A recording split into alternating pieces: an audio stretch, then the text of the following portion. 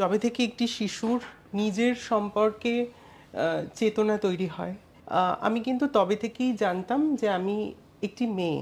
ভীষণ সাজতে ভালোবাসতাম, মায়ের গয়না নিয়ে সাজছি, দিদিকে বলছি সাজিয়ে দিতে ওর মতন করে, লিপস্টিক, নেল পলিশ। সব বন্ধুরাই ছিল প্রায় মেয়ে।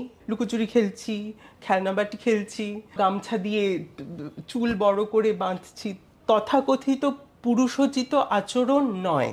ছেলের শরীরে মেয়ের মন, মেয়ের মন আবার কি, এইখানেও কিন্তু একটা স্টিগমাটাইজড হচ্ছে। হ্যাঁ, আমি খেলনাবটি খেলেছি, দিদি আশেপাশের মাসিমারা মেয়ে সাজিয়েছে। আমাদের মধ্যে ম্যাসকুলিন ফেমিনিন দুই জেন্ডারের মধ্যেই আছে এই যে স্টিগমাটা, যে মেয়ে, আমি সাজতে বেশি ভালোবাসতাম, হ্যাঁ, ছেলে বাস। একদম। তেমনই আজকে মহিলারা they are more comfortable than me in shedding clothes. তার ইচ্ছা সে করছে। আমরা সাবকনসিয়াসলি ধরে নিয়েছি একটা মেয়ের মনে এইগুলো আসবে, একটা আমাদের ছেলের মনে এইগুলো আসবে। কি দরকার? এই বিভেদটাই যদি আমরা মিটিয়ে দিতে পারি। এবং এটা থেকে বেরোতে পারলে কিন্তু আপনি নারী বলুন, পুরুষ বলুন, ট্রান্স বলুন, মানে একটা মানব মুক্তি এটার বাইরে রয়েছে, তাই না? আমার আর তোমার মধ্যে ক্ল্যাশ যদি না জোর করে করি, হওয়ার কথাই নয়।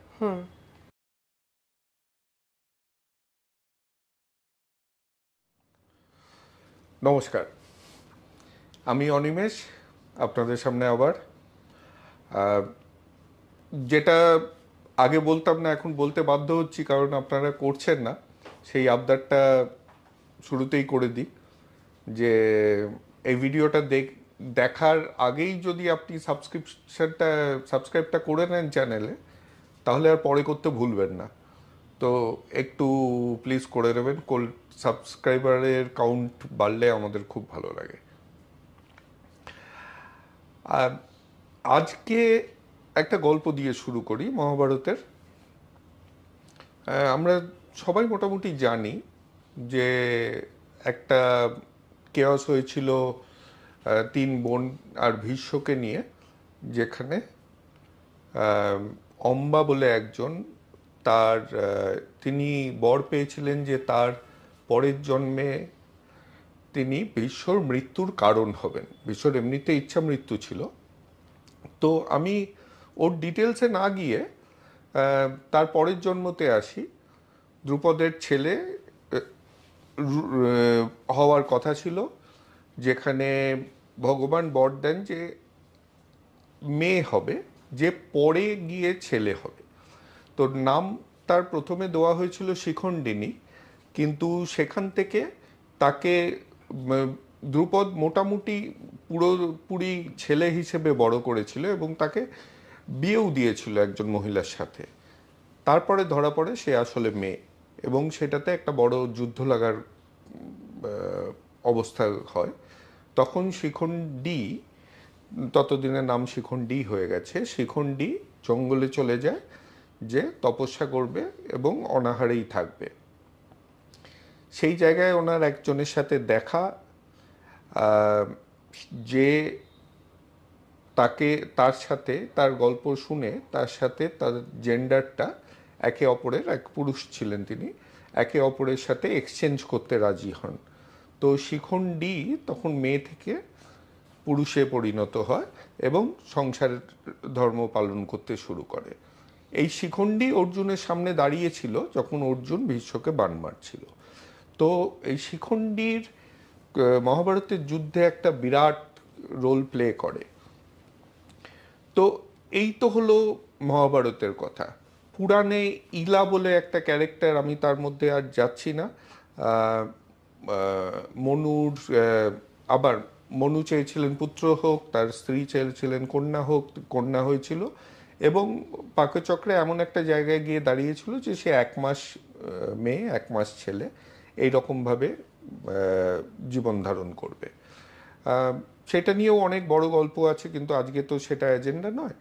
আমি জাস্ট এই রেফারেন্সগুলো দিচ্ছি এইটা এস্টাবলিশ করার জন্য যে আমাদের খুব পুরাতন সাহিত্য যদি আমরা দেখি, তাহলে কিন্তু আমরা দেখেছি যে এই নারী এবং পুরুষ সবসময় যে জন্ম থেকে হয় তা নয়, তারা মাঝেও চেঞ্জ করে যায় তাদের ফর্ম।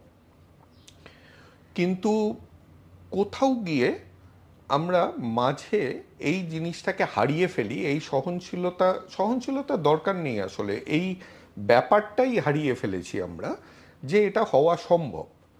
তো সেইখানে যেমন কবি নজরুল, আমি বারবার ভুলে যাই বলে পড়ছি কারণ উদ্ধৃতি দিলে তো, ভুল দিলে তো আপনারা ধরবেন, যে বিশ্বে যা কিছু মহান সৃষ্টি চিরকল্যাণকর, অর্ধেক তাহার করিয়াছে নারী, অর্ধেক তাহার নর। তিনি কিন্তু পুরো জিনিসটা অর্ধেক অর্ধেক ভাগ করে দিয়েছেন।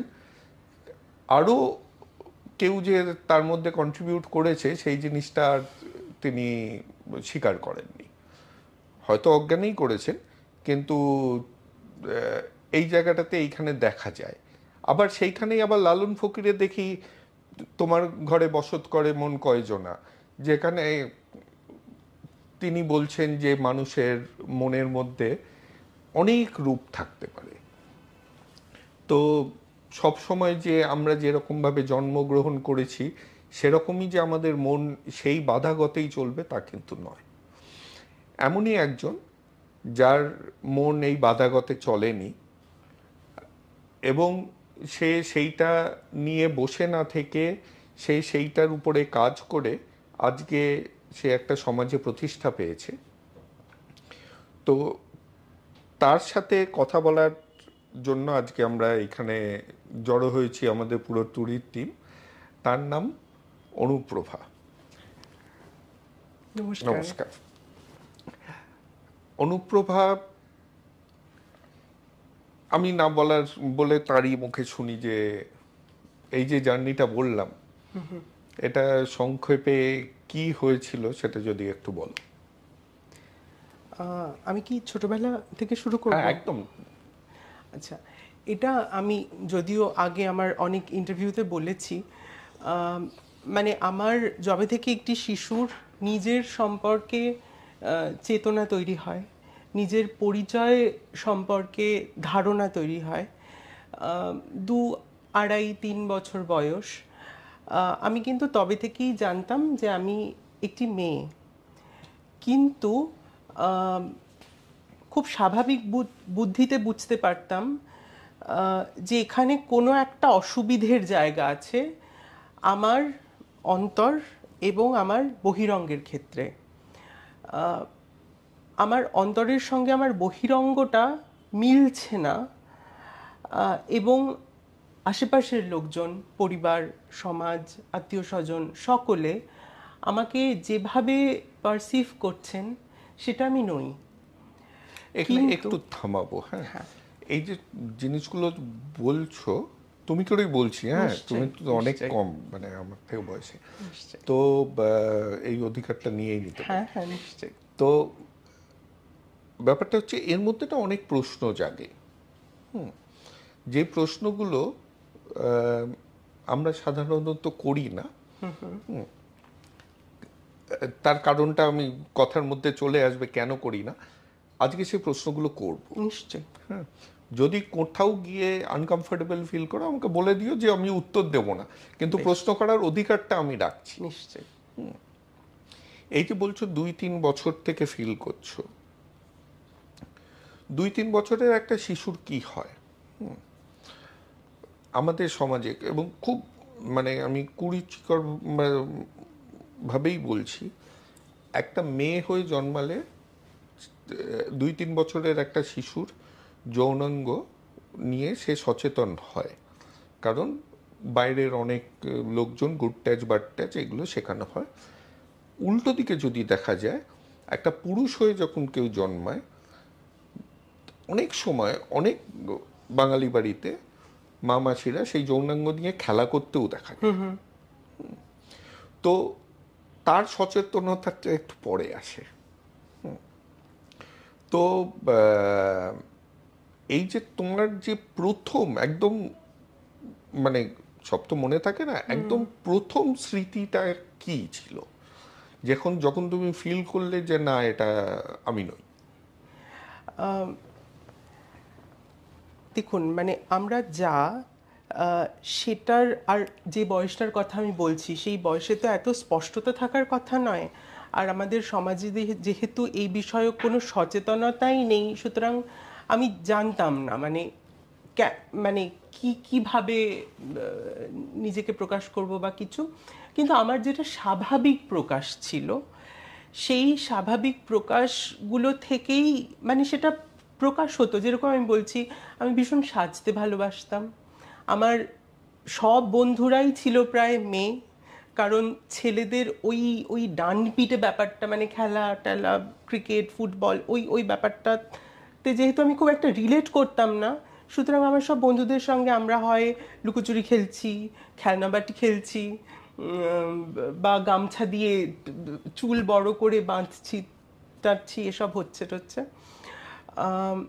মায়ের গয়না নিয়ে সাজছি, দিদিকে বলছি সাজিয়ে দিতে, ওর মতন করে লিপস্টিক নেল পলিশ সব পরিয়ে টরিয়ে দিতে। এই আবার থামাচ্ছি। হ্যাঁ, এই বুঝতে গেলে না একটু বুঝতে হবে বাড়িতে কে কে ছিল। আমাদের জয়েন্ট ফ্যামিলি ছিল ছোটবেলায়। ঠাম্মা দাদু, আমার বাবারা 4 ভাই, ফলত 3 কাকা, আমার ছোট ভাই, ও আমার থেকে 3 বছরের ছোট। সুতরাং আমাদের হাড়ি একটাই ছিল। আমাদের ছোটবেলায় আমরা সব একসাথে। এবং এবং দিদি যখন বলছো সে আমার নিজের না জেঠুর হলেও মেয়ে, জেঠুর মেয়ে। জেঠুর মেয়ে, মানে নিজের জেঠু নয়, কিন্তু আমরা একদম ওইভাবে বড় হয়েছি আর কি। তো কোথায়? নৈহাটি, আমার বাড়ি নৈহাটি। আমার বাবা নৈহাটির একটি ছোট জুট মিল, সেটার শ্রমিক ছিলেন, এবং মা গৃহবধূ। নাম?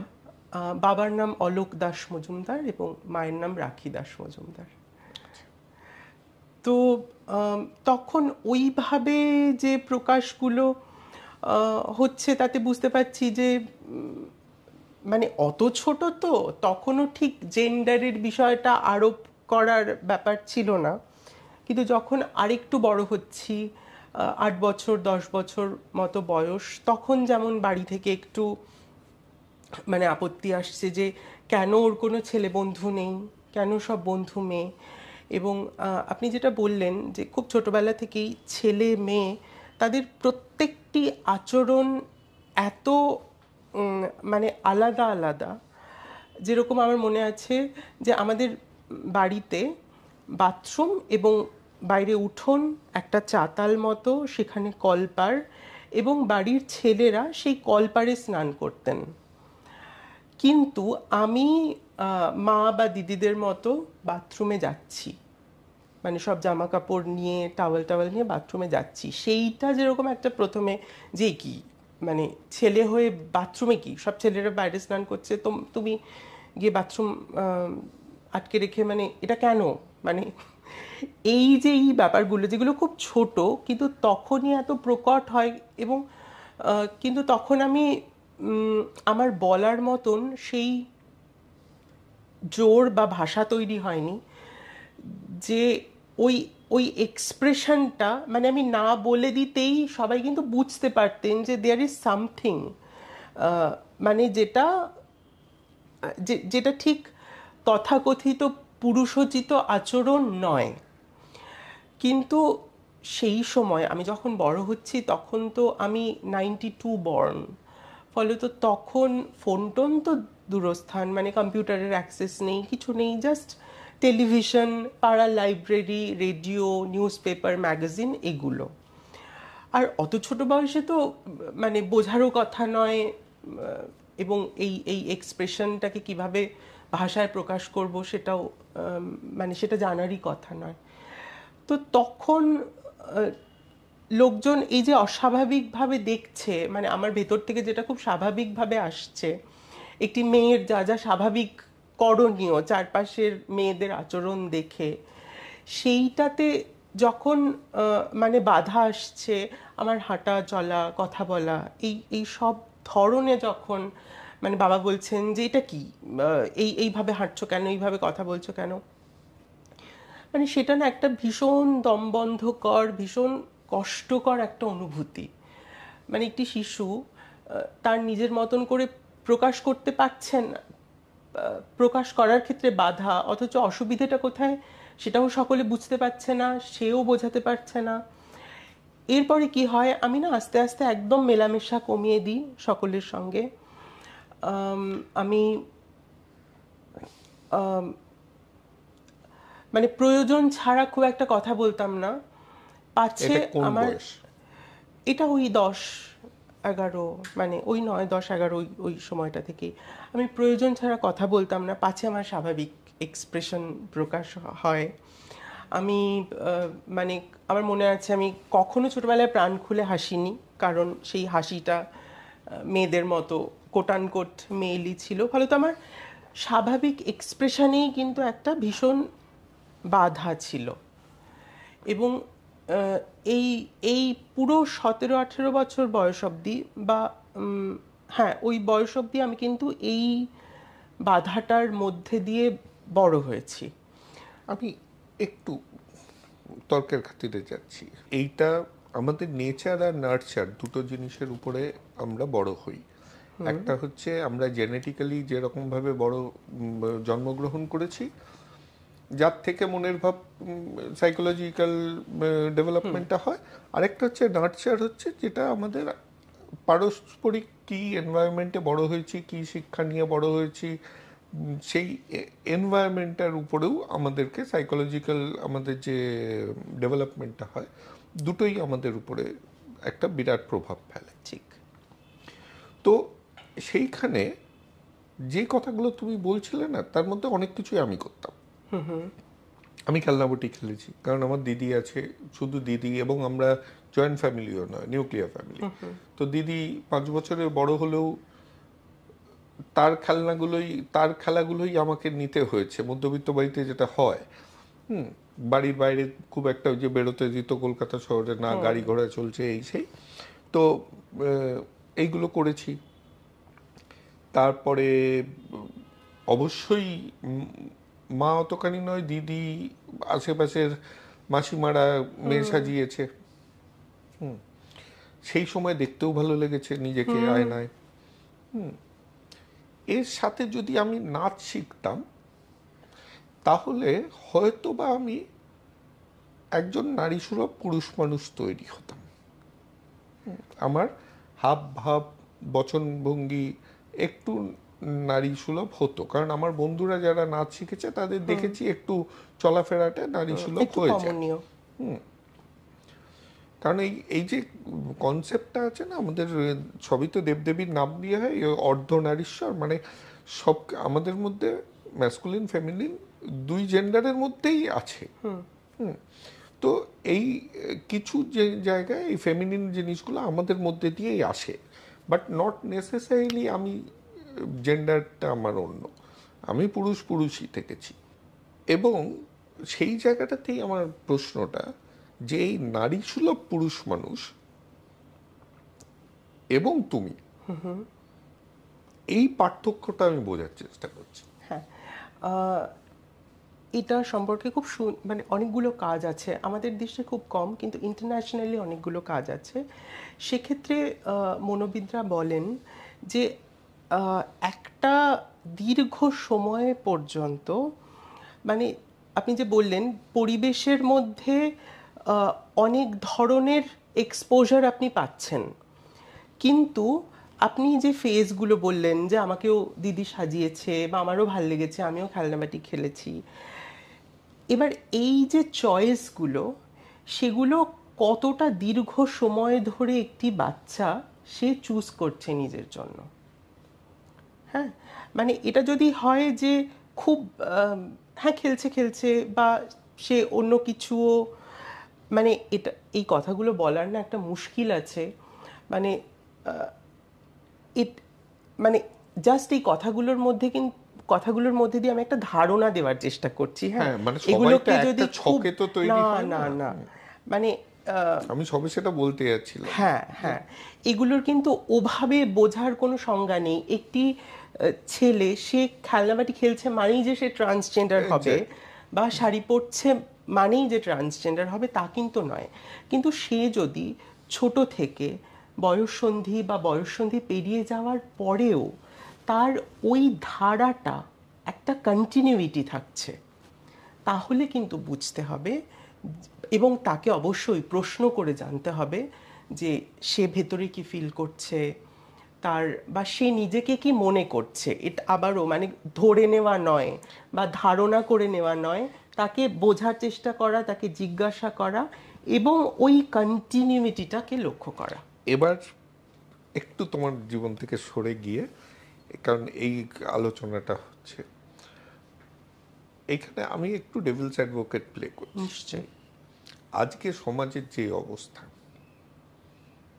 এবং সো কল্ড অ্যাক্টিভিস্টরা, তো মনে হয় না এরকম একটা ছেলেকে খপ করে ধরে নিয়ে তাকে বলবে তুই ট্রান্স, সে কিন্তু বয়ঃসন্ধির মধ্যে তখনও নিজে বোঝার চেষ্টা করছে আমি কি।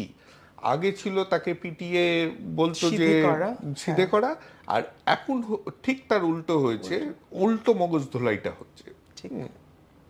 সে অনেকদিন পরে গিয়ে ভাবছে যে তখন যে স্টেপটা নিয়েছিলাম ভুল নিয়েছিলাম, তখন আমি এক্সপ্লোর করছিলাম, আমার জেন্ডারটা আমি বুঝতে পারছিলাম না, কিন্তু আমি যেই জেন্ডারে বড় হয়েছি সেই জেন্ডারই আমার আসল জেন্ডার, আজকে এসে বুঝতে পারছি, কিন্তু তখন অনেক দেরি হয়ে গেছে। তার উপরে থেরাপি হ্যান ত্যান নিয়ে সে অন্য রকমই তার মানসিকতাটা হয়ে যাচ্ছে। এরকমও তো দেখা যাচ্ছে।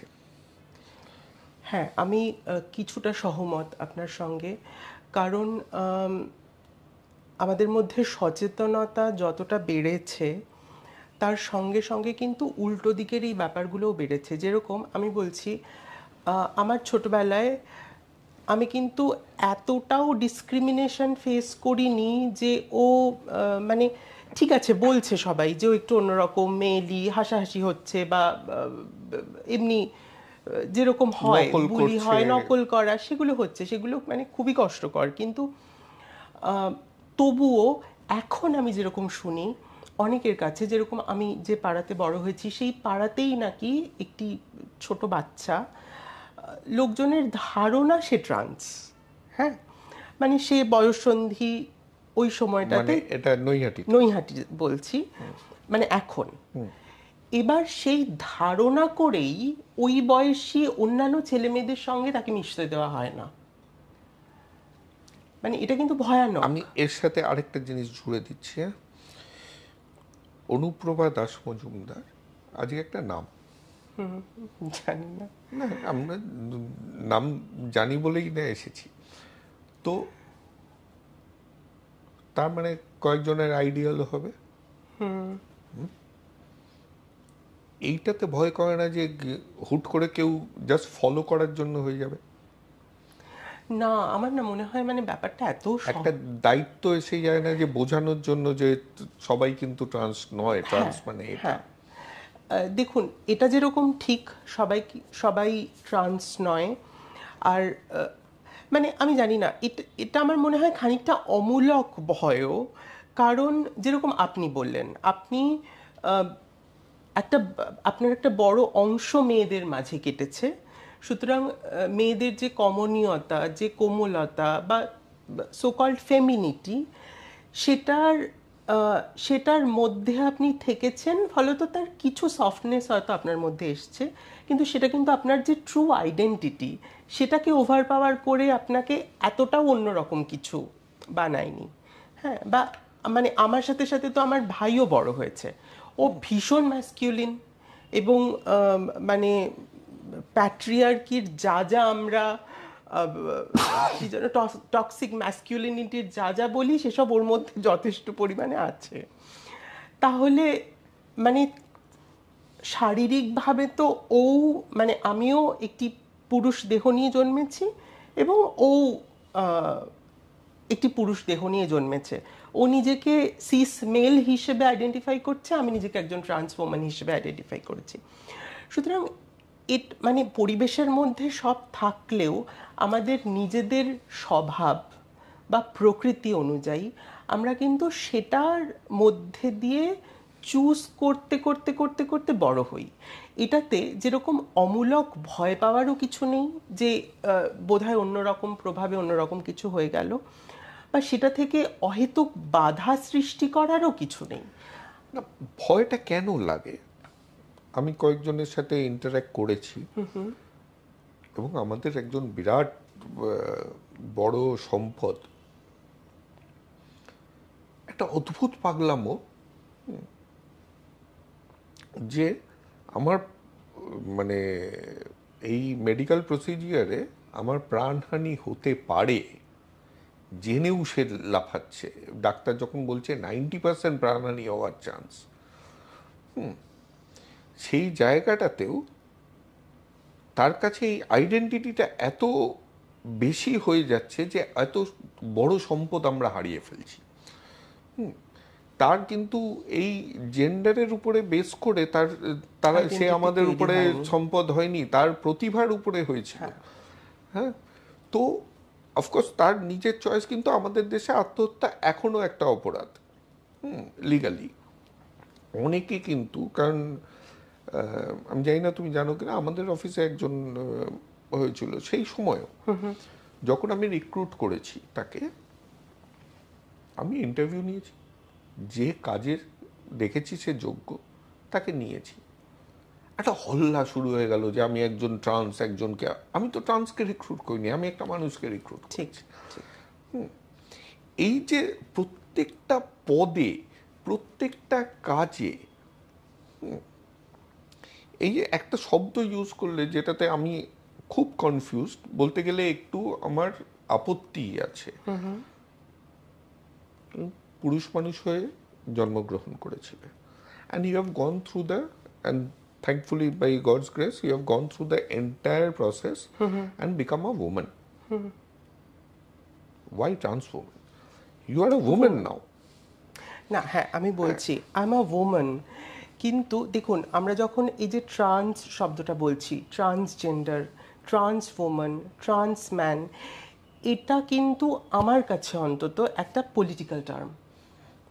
হ্যাঁ, আমি আমার নিজেকে প্রকাশ করতে, আমি যদি কোনো রকম রাজনৈতিক মানে ভিত্তি ছাড়া জাস্ট আমি মানে নিজের পরিচয় দিচ্ছি বা নিজেকে প্রকাশ করার কথা বলছি, সেখানে কিন্তু আমি একজন নারী, আধার কার্ডে জেন্ডার ওম্যান লেখা আছে। হ্যাঁ, ট্রান্সজেন্ডার লেখা আছে, ট্রান্সজেন্ডার। আচ্ছা, কিন্তু এখনো এই সামাজিক, আমাদের দেশের অন্তত সামাজিক রাজনৈতিক ভিত্তিতে দাঁড়িয়ে এই ট্রান্সজেন্ডার শব্দটা আমাদেরকে একটা জায়গা দিচ্ছে দাঁড়ানোর। কারণ এখনো অবধি কিন্তু ট্রান্সজেন্ডার নারীদের সমাজ নারী বলে মনে করে না, বা ট্রান্সজেন্ডার পুরুষদের সমাজ পুরুষ বলে মনে করে না। তার উদাহরণ এই যে আপনি বললেন, একজন ট্রান্স নারীকে রিক্রুট করার সময় এই হয়তো এইটা হতো না। হাইপটা কেন? এই হাইপটা হতো না আজকে না, ওইখানেই আমার প্রশ্নটা। কিন্তু সেটা যাওয়ার আগে আমি ওইখানে একটা ব্যাগ আছে, দেবে?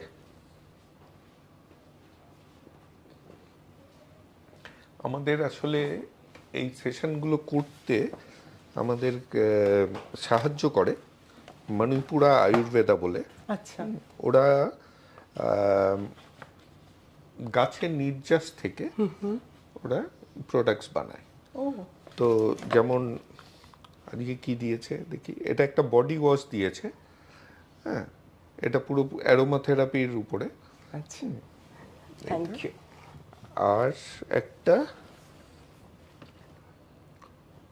বডি অ্যান্ড বাথ অয়েল ল্যাভেন্ডারের, এটাও অ্যারোমা থেরাপি। তো থ্যাংক ইউ। এখন অনেকে বলে কেমিক্যাল ফ্রি, যে কথাটা মানে আমি যেহেতু বিজ্ঞান পড়েছি, কেমিক্যাল ফ্রি বলে কিছু হয় না। ঠিক, মানে গাছের কেমিক্যালও, ন্যাচারাল কেমিক্যালও কেমিক্যাল বটে, সিনথেটিক কেমিক্যাল ফ্রি। তো ওদের প্রোডাক্টগুলো এখনো পর্যন্ত যতজনকে দিয়েছি সবাই বলেছে খুব ভালো। আমি ব্যবহার করে জানি। হ্যাঁ, করে জানাবো। হ্যাঁ, তো এইখানে ফিরছি যে আমরা যেই জায়গাটাতে ছিলাম, সেই জায়গাটাতে হচ্ছে যে একটা জেন্ডার, সেই জেন্ডারটাকে এই যাকে দেখেছে মানে, এবং এটা আমার সাথে অনেকবারই হয়েছে। এবং আমাকে থার্ড এন্টিটিতে যেতে হয়নি। আমাদের সমাজের এমন একটা জায়গা যেখানে আমার একজন মহিলা কর্মচারী এসে আমাকে বলেছে, আজকে শিখেছি যে এইগুলো আজকাল নাকি তো মানে এই একটা শব্দ, এবং তোমাদের মানে অ্যাক্টিভিস্ট আর কমিউনিটিরা রোজ শব্দ তৈরি করছে, ভোক বলে একটা জিনিস। আমি অত ভোক নই। ভোক ভাইরাস। হ্যাঁ, ভোক ভাইরাস। না না না, ভোক হচ্ছে যারা এই সব জিনিস সম্বন্ধে খুব ভালো জানে। ওকে। মানে একটা লোককে কেন দে বলতে হবে সেটা আমি আজ পর্যন্ত বুঝলাম না। হ্যাঁ, যে মানে সিঙ্গুলারকে কেন প্লুরাল করতে হবে এবং না করলে কেন লোকে আমাকে বলবে আমি বুঝি না, সেটা আমি আজকাল এইসব চলছে তো অনেক কিছু। হয়তো এটা শোনার পরে অনেকে রিটালিয়েটও করবে, কিন্তু কি করব আমি বুঝি না, আমার বয়স হয়ে গেছে। তো সেইখানে সে এসে আমাকে বললো আমার পেটে ব্যথা করছে, আমি বাড়ি চলে যাব। তো আমার আমার টিমের যারা তাদের নিয়ে আমি খুব কনসার্ন থাকি, পেটে ব্যথা করছে কি, হ্যাঁ আমি তাহলে হয়তো গ্যাসের ব্যথা হয়েছে, পিয়নকে বললাম একটা ইনো কিনে এনে দাও। তারপর আমার বাড়ি থেকে ফোন এলো যে একটা মেয়ে যখন পেটে ব্যথা করছে বলছে, তখন তা কিছু বলতে নেই, তাকে যেতে দিতে হয়। তাহলে কেন? বলে ওর পিরিয়ড শুরু হয়েছে। তাহলে বললো না কেন পিরিয়ড শুরু হয়েছে? লজ্জায় বলতে পারছে না। তাহলে এ তো খুব মানে আমি এটা এক্সপেক্ট করিনি, কারণ পিরিয়ড হচ্ছে বায়োলজিক্যাল প্রসেস হচ্ছে। পরে দুটো মেয়ে এসে বললো আমাদের আলাদা বাথরুম চাই, আমার সিঙ্গেল বাথরুম, মানে ঢুকে ছিটকি লাগিয়ে দিলে আর কেউ ঢোকার অবকাশ নেই। কেন? আমাদের কোথায় প্যাড ফেলবো সেটা আমরা তাহলে প্যাড যে ফেলছো তোমাদের যেমন আনকমফোর্টেবল ফিল করছো, আমার যে সকালবেলা যে জমাদার এসে পরিষ্কার সে তো পুরুষ, তার তো আরো ডিসকমফর্ট হচ্ছে, কারণ একটা মহিলাদের জিনিস সে নিচ্ছে যে জিনিসটা, যদি কারণ সেও তো অতখানি অ্যাওয়্যার নয়। তো খুঁজে খুঁজে দেখলাম একটা মেশিন পাওয়া যায় যেখানে প্যাড দিয়ে দিলে জেল ফর্ম হয়ে যায়, সবকিছুরই আজকাল কিন্তু বিজ্ঞানের সলিউশন আছে। তাহলে কেন আমাদের এরকম একটা অদ্ভুতভাবে সবকিছু হাস হাস এরকম করতে হবে? এই যে ব্যাপারটা, এর থেকেই কিন্তু যে এই যে সমাজের বাইরে থাকা, সমাজের মধ্যে নয়, আমি ইনক্লুডেড নই, হ্যাঁ, এই জিনিসটা আজকে তোমার সাথে আমি কথা বলছি ফ্র্যাঙ্কলি, ভালো লাগছে কথা বলছি। এমন অনেক মহিলা আছে যাদেরকে একদম পছন্দ করতে পারি না কথা বলে, তাদের সাথে কথা বলতাম না। এমন পুরুষ মানুষেরও একই ব্যাপার হয়, এবং ট্রান্সে হয়, এবং অন্য যা যা আজকাল ডেফিনেশন হয়েছে সবগুলোতেই, তাই তো। টার্মস লাইক হোমোফোবিক, যে গেদের ভয় পায়, ফোবিয়া মানে তো ভয়, ভীতি। আমি একটা পুরুষ আরেকটা পুরুষের সাথে কথা বলছি, তার সেক্সুয়াল প্রেফারেন্স কি, এটা তো তার সাথে তার বেডরুমে গেলে আমার একদম চিন্তা থাকবে। আমি তো এমনি কথা বলছি, তাহলে হাউ কাম আমার এই ফোবিয়াটা হচ্ছে কোথা থেকে? তাতে কি মনে হয় না যে এত ডেফিনেশন? তোমার মনে হয়েছে তুমি পুরুষের শরীরে নারী জন্মগ্রহণ করেছো এবং তোমাকে সেটা নিয়ে কিছু করতে হবে, তুমি সেটা করেছো। তা ডেফিনেশনটা কি খুব দরকার? দেখুন, এটা না ডিপেন্ড করছে যে আপনি মানে কোন ব্যাকগ্রাউন্ডে দাঁড়িয়ে কথা বলছেন। আমরা যদি আমাদের সামাজিক মানে আমাদের দেশের সামাজিক প্রেক্ষিতে দাঁড়িয়ে কথা বলি, সামাজিক রাজনৈতিক সব দিক থেকে, সেখানে মানে শিশু বয়স থেকেই আমাদের সোসাইটিটা এতটা জেন্ডার্ড। হ্যাঁ, ওই যে বললাম, মানে আমার জাস্ট বাথরুমে যাওয়া, জামা কাপড় নিয়ে স্নান করতে বাথরুমে যাওয়া, এটা তো এত বড় ব্যাপার নয়, তাই না? বা এখন তো অনেক ছেলেরাও রূপচর্চা করে, মানে স্নানের আগে কিচ্ছু না, খুব সাধারণ পরিবেশে বড় হওয়া, সেটা হয়তো মা একটু বেসন মাখছেন, আমিও মায়ের থেকে নিয়ে একটু বেসন মাখছি বা মুলতানি মাটি মাখছি, এরকম ছোট ছোট বিষয়।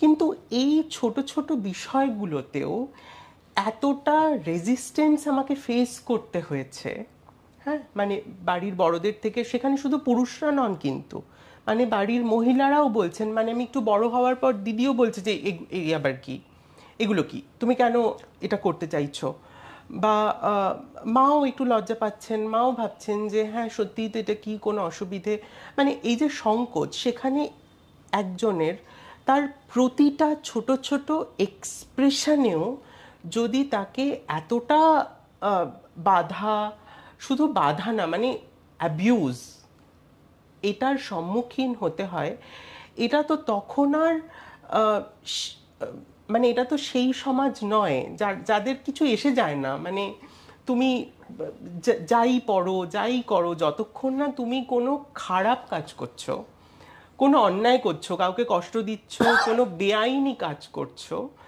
ততক্ষণ তো মানে কারোর কিছু বলার থাকতে পারে না, তাই না?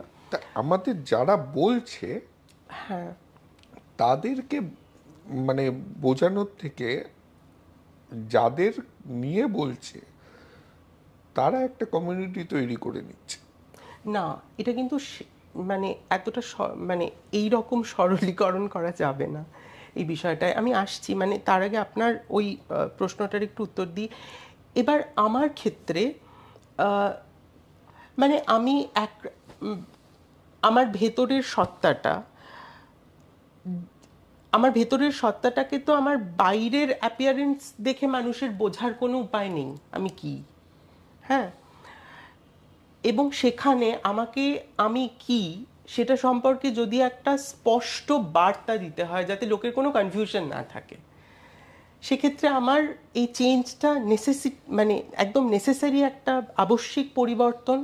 কারণ প্রতি মুহূর্তে প্রতিটা ক্ষেত্রে আমি লোককে এটা বলতে পারবো না যে দেখো আমাকে দাদা বলবে না, আমাকে দিদি বলবে, আমি কিন্তু এটা এই, মানে সেটা আমার আগের, আপনি আমার ট্রানজিশনের আগে দেখেছেন। সেই অবস্থায় মানে আমাদের দৈনন্দিন প্রতিটা ক্ষেত্রে আমি, আমার পক্ষে এটা খুব সমস্যাজনক।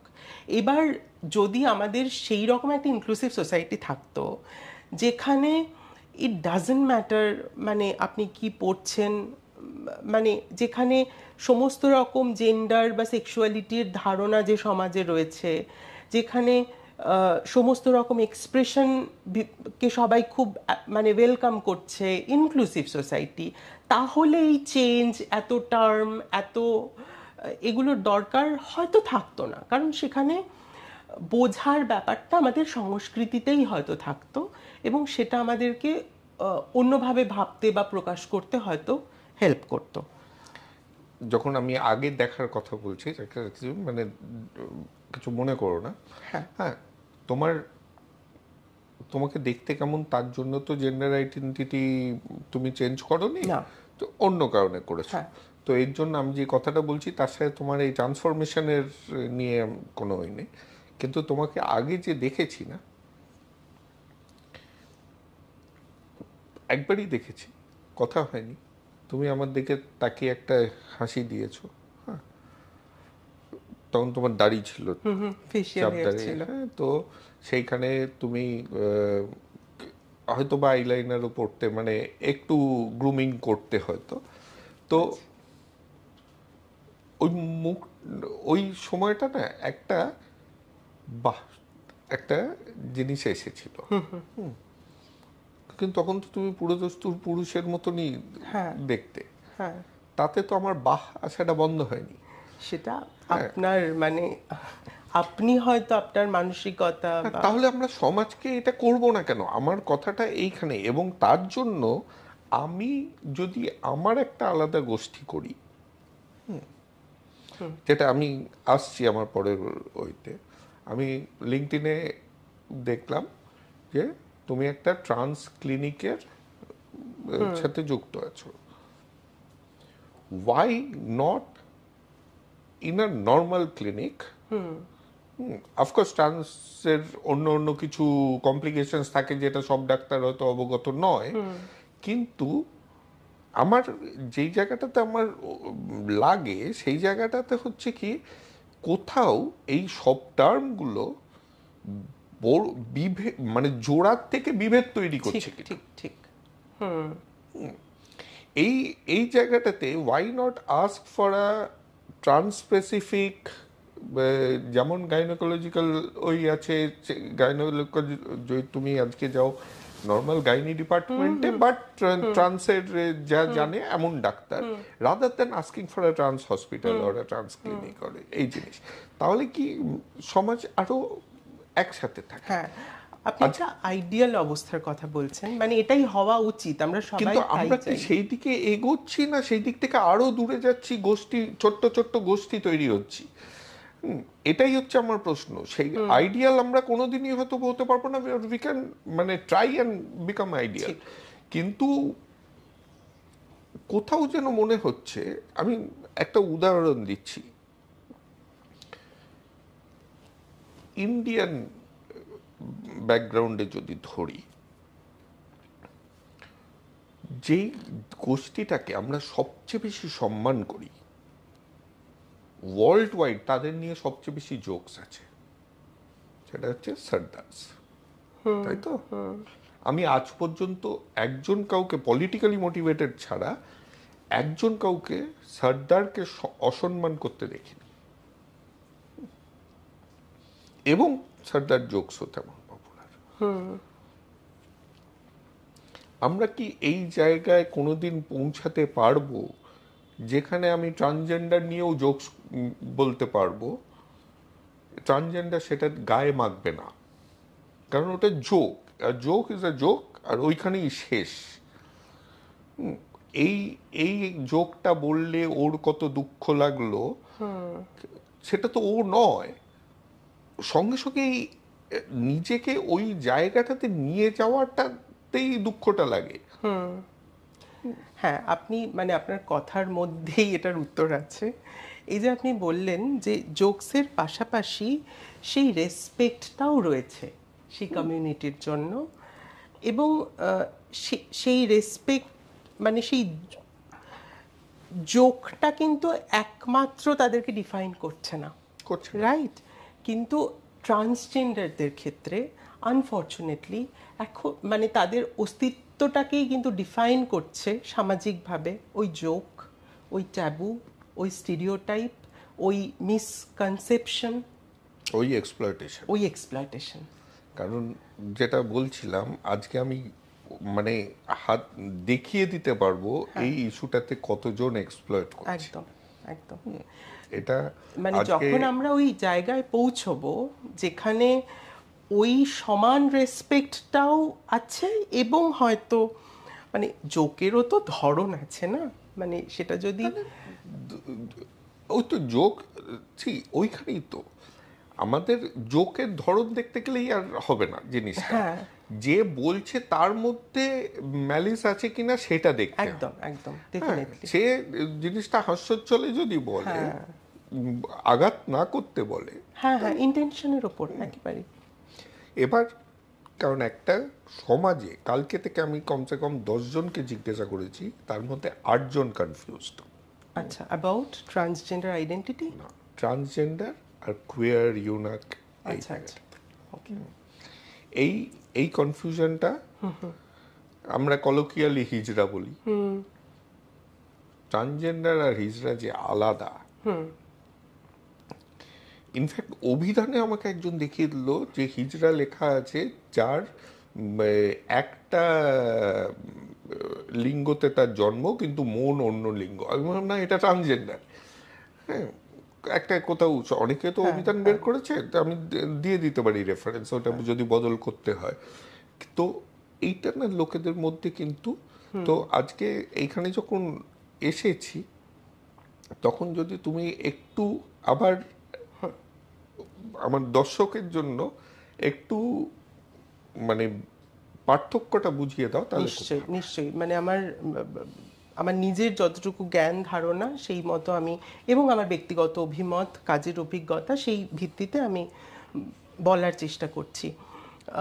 দেখুন, ট্রান্সজেন্ডার একটা জেন্ডার আইডেন্টিটি, হ্যাঁ, এবং এটা কিন্তু একটা আমব্রেলা টার্ম, মানে নারী এবং পুরুষ সিসজেন্ডার নারী এবং পুরুষ, এই দুটোকে যদি আমরা দুটো বাইনারি ধরি, এবং ট্রান্সজেন্ডার এই আইডেন্টিটির মধ্যে কিন্তু অনেকগুলো আইডেন্টিটি পড়ছে। যেরকম আপনি কিছু টার্ম ইউজ করলেন, কোয়ার বা অন্যান্য, যারা হয়তো আপনি আমাকে একটা বাইনারিতে দেখছেন, মানে আমার ট্রান্স ওম্যান, কিন্তু অনেকেই হয়তো এই ট্রানজিশনটা ঘটিয়ে উঠতে পারেনি, হ্যাঁ, বা শারীরিক কারণে বা অন্য কোনো মেডিকেল প্রসিডিওরের কারণে একটা, মানে এই ট্রানজিশন করতেও তো কিছু প্যারামিটার লাগে, মানে আপনার কিছু সার্টেন, মানে পুরো শারীরিক, যখন আপনি এই ট্রানজিশনের মধ্যে দিয়ে যাবেন, আপনাকে মেডিকেলি কিছু, মানে একদম কয়েকটা জিনিসে ফিট থাকতে হবে, তবেই একটু যদি ওটা একটু যেমন অনেক আপনার লিভার টেস্ট হবে, আপনার পুরো এন্ডোক্রিনের, আপনার ব্লাড প্রেশার, ব্লাড সুগার, এই সমস্ত আছে কিনা, আপনার কোনো, আপনার নার্ভাস সিস্টেম কমপ্লিটলি কাজ করছে কিনা, এছাড়াও আরও অনেক হরমোনাল কোনো রকম আগে থেকে ডিসব্যালেন্স আছে কিনা, হ্যাঁ,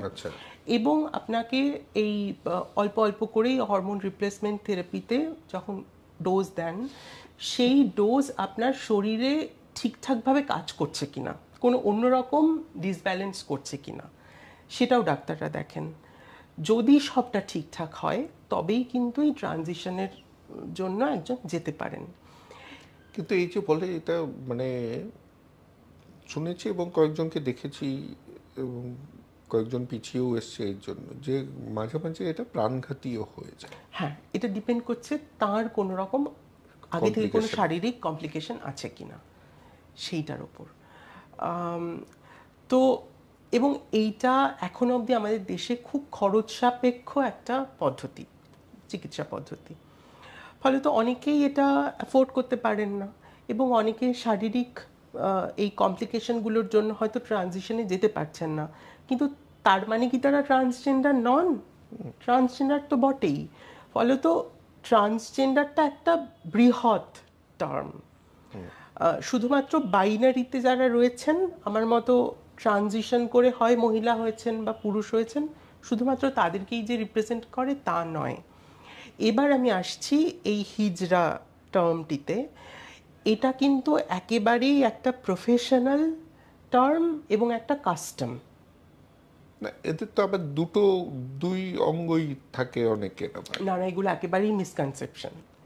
কি হতো, মানে আপনি যদি অনেকগুলো বছর পিছিয়ে যান, মানে ধরুন 1847 বা ওই সময়টাতে যদি যান, যখন ইংরেজরা আসছে, তারা কিন্তু, মানে এর পরিষ্কার এভিডেন্স আছে, মানে লর্ড ম্যাকলে সেই সময় চিঠি লিখছেন যে এই আমাদের যে ডাইভার্সিটি, বা আমাদের কি বলবো, আমাদের সংস্কৃতির সব কিছুই ওদের থেকে এত অন্যরকম, মানে এখন আমরা নারী পুরুষ বা জেন্ডার কনস্ট্রাক্ট, জেন্ডার বলতে যা বুঝি, সেটা তো ইংরেজরা আসার আগে ছিল না।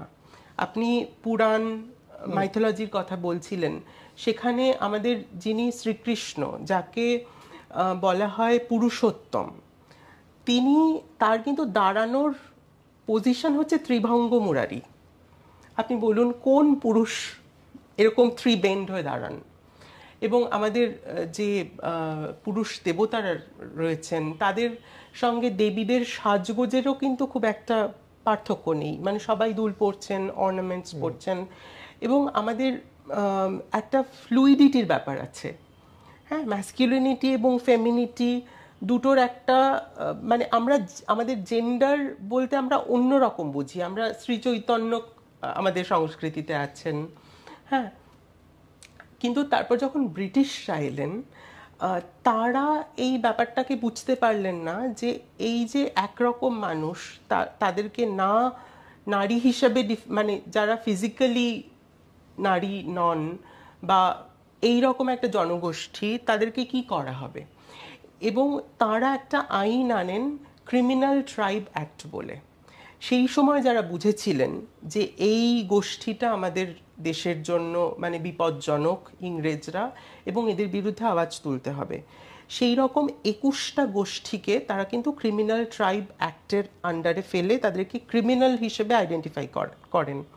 মানে সেখানে বেদিয়া কমিউনিটি ছিল, সাঁওতাল, দেবদাসী কমিউনিটি ছিল ওড়িশার, এবং তার মধ্যে একটা কিন্তু ছিল এই মানে যাদেরকে ওরা একভাবে বলছে হিজড়া, কিন্তু তার মধ্যে আমরা ধরে নিতে পারি যে এই কোয়ার বা ট্রান্স ওম্যান, এই যে কি বলবো, এই যে বৈচিত্র্যময় একটা জনগোষ্ঠী, তাদেরকে ওরা এই হিজড়া নামটা দিয়ে আইডেন্টিফাই করে কিন্তু ক্রিমিনাল ট্রাইব অ্যাক্টের আন্ডারে নিয়ে আসে। তার আরও একটা কারণ, মানে আমরা সবাই জানি যে ঝাঁসির রানী লক্ষ্মীবাইয়ের যেহেতু নিজের সন্তান ছিল না, তার দত্তক পুত্র কেন মানে তার দত্তক পুত্র সিংহাসনের অধিকার পেতে পারেন না, এই ল নিয়ে ইংরেজদের সঙ্গে লড়াই হয়েছিল। এবং তখন তারা এই সমস্ত মানে আইন নিয়ে আসেন যে যে সমস্ত রাজা বা যাদেরই কোনো রকম মানে তাদের ব্লাড রিলেশন নেই, সেই সমস্ত কোম্পানি নিয়ে নেবে। তাদের মধ্যে কিন্তু এই ট্রান্সজেন্ডার পপুলেশনও পড়ছে, কারণ মুঘল পিরিয়ডেও যদি আমরা দেখি ট্রান্সজেন্ডাররা কিন্তু হারেমের দায়িত্বে থাকতেন, তারা বাদশাহ বা সম্রাটদের অ্যাডভাইজারি বোর্ডে থাকতেন, এবং তারা সোশ্যালি যে প্রিভিলেজ পজিশনটা হোল্ড পেতেন, তাদের প্রচুর সম্পত্তি ছিল। সেইগুলো ইংরেজরা কবজা করার জন্য এই রকম একটা ক্রিমিনাল ট্রাইব অ্যাক্টের আন্ডারে তাদেরকে ফেলে। এবার ক্রিমিনাল ট্রাইব অ্যাক্টের আন্ডারে কি আছে, তারা আমাদের মেইন স্ট্রিম সোসাইটিতে কোনো রকম জীবিকা পাবে না, মানে খাদ্য, শিক্ষা, জীবিকা, এই সমস্ত অধিকারগুলো থেকে তাদেরকে বঞ্চিত করে, এবং কেউ তাদেরকে কাজ দিতে পারবে না। এই গোষ্ঠীগুলোকে কমপ্লিটলি সোসাইটি থেকে কিন্তু আউটকাস্ট করে দেওয়া হলো। এখন আমরা ট্রান্সজেন্ডারদের যে সামাজিক অবস্থানটা দেখছি, সেটা কিন্তু সেই কারণে এই 200 বছর ধরে এই জনগোষ্ঠীগুলোকে মানে এই রকমভাবে একটা দেখা, এবং কি কি হয়েছে তার পরবর্তীকালে, তাদের নিজেদের সার্ভাইভালের জন্য তারা কিন্তু নিজেদের ভাষা তৈরি করেছেন, নিজেদের সংস্কৃতি তৈরি করেছেন, এবং অনেক মিথ তৈরি হয়েছে। এই যে এখন আমরা যে ধরনের মিসকনসেপশনগুলো শুনতে পাই যে ট্রান্সজেন্ডাররা ঈশ্বরের কিছু একটা ডিরেক্ট আশীর্বাদ, তাদের আশীর্বাদ খুব শুভ বা অভিশাপ ভয়ঙ্কর, বা এইরকম নানান কিছু যে শুনতে পাই, সেগুলো কিন্তু ওই সময় থেকে তৈরি হওয়া মিথ। এবার এইটা মানে ক্রিমিনাল ট্রাইব অ্যাক্ট, এইটা ইন্দিরা গান্ধী এই আইনটিকে হ্যাঁ এই করেন, এবং তারপরে 2014 সালে এসে সুপ্রিম কোর্ট আমাদের নাগরিকত্ব মানে নাগরিক অধিকার দেন।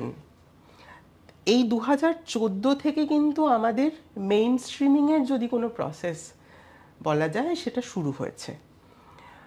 ফলত এই যে এত বছর ধরে চলে আসা প্রথা, এই ভ্রান্ত ধারণা, এই ট্যাবু, এই স্টিরিওটাইপ, এগুলোর ফলেই কিন্তু এখনকার মানুষদের ট্রান্সজেন্ডার কমিউনিটির প্রতি যে দৃষ্টিভঙ্গি, সেইটা আমি জানি না কতটা আমি বোঝাতে পারলাম। খুব সুন্দরভাবে বোঝালে।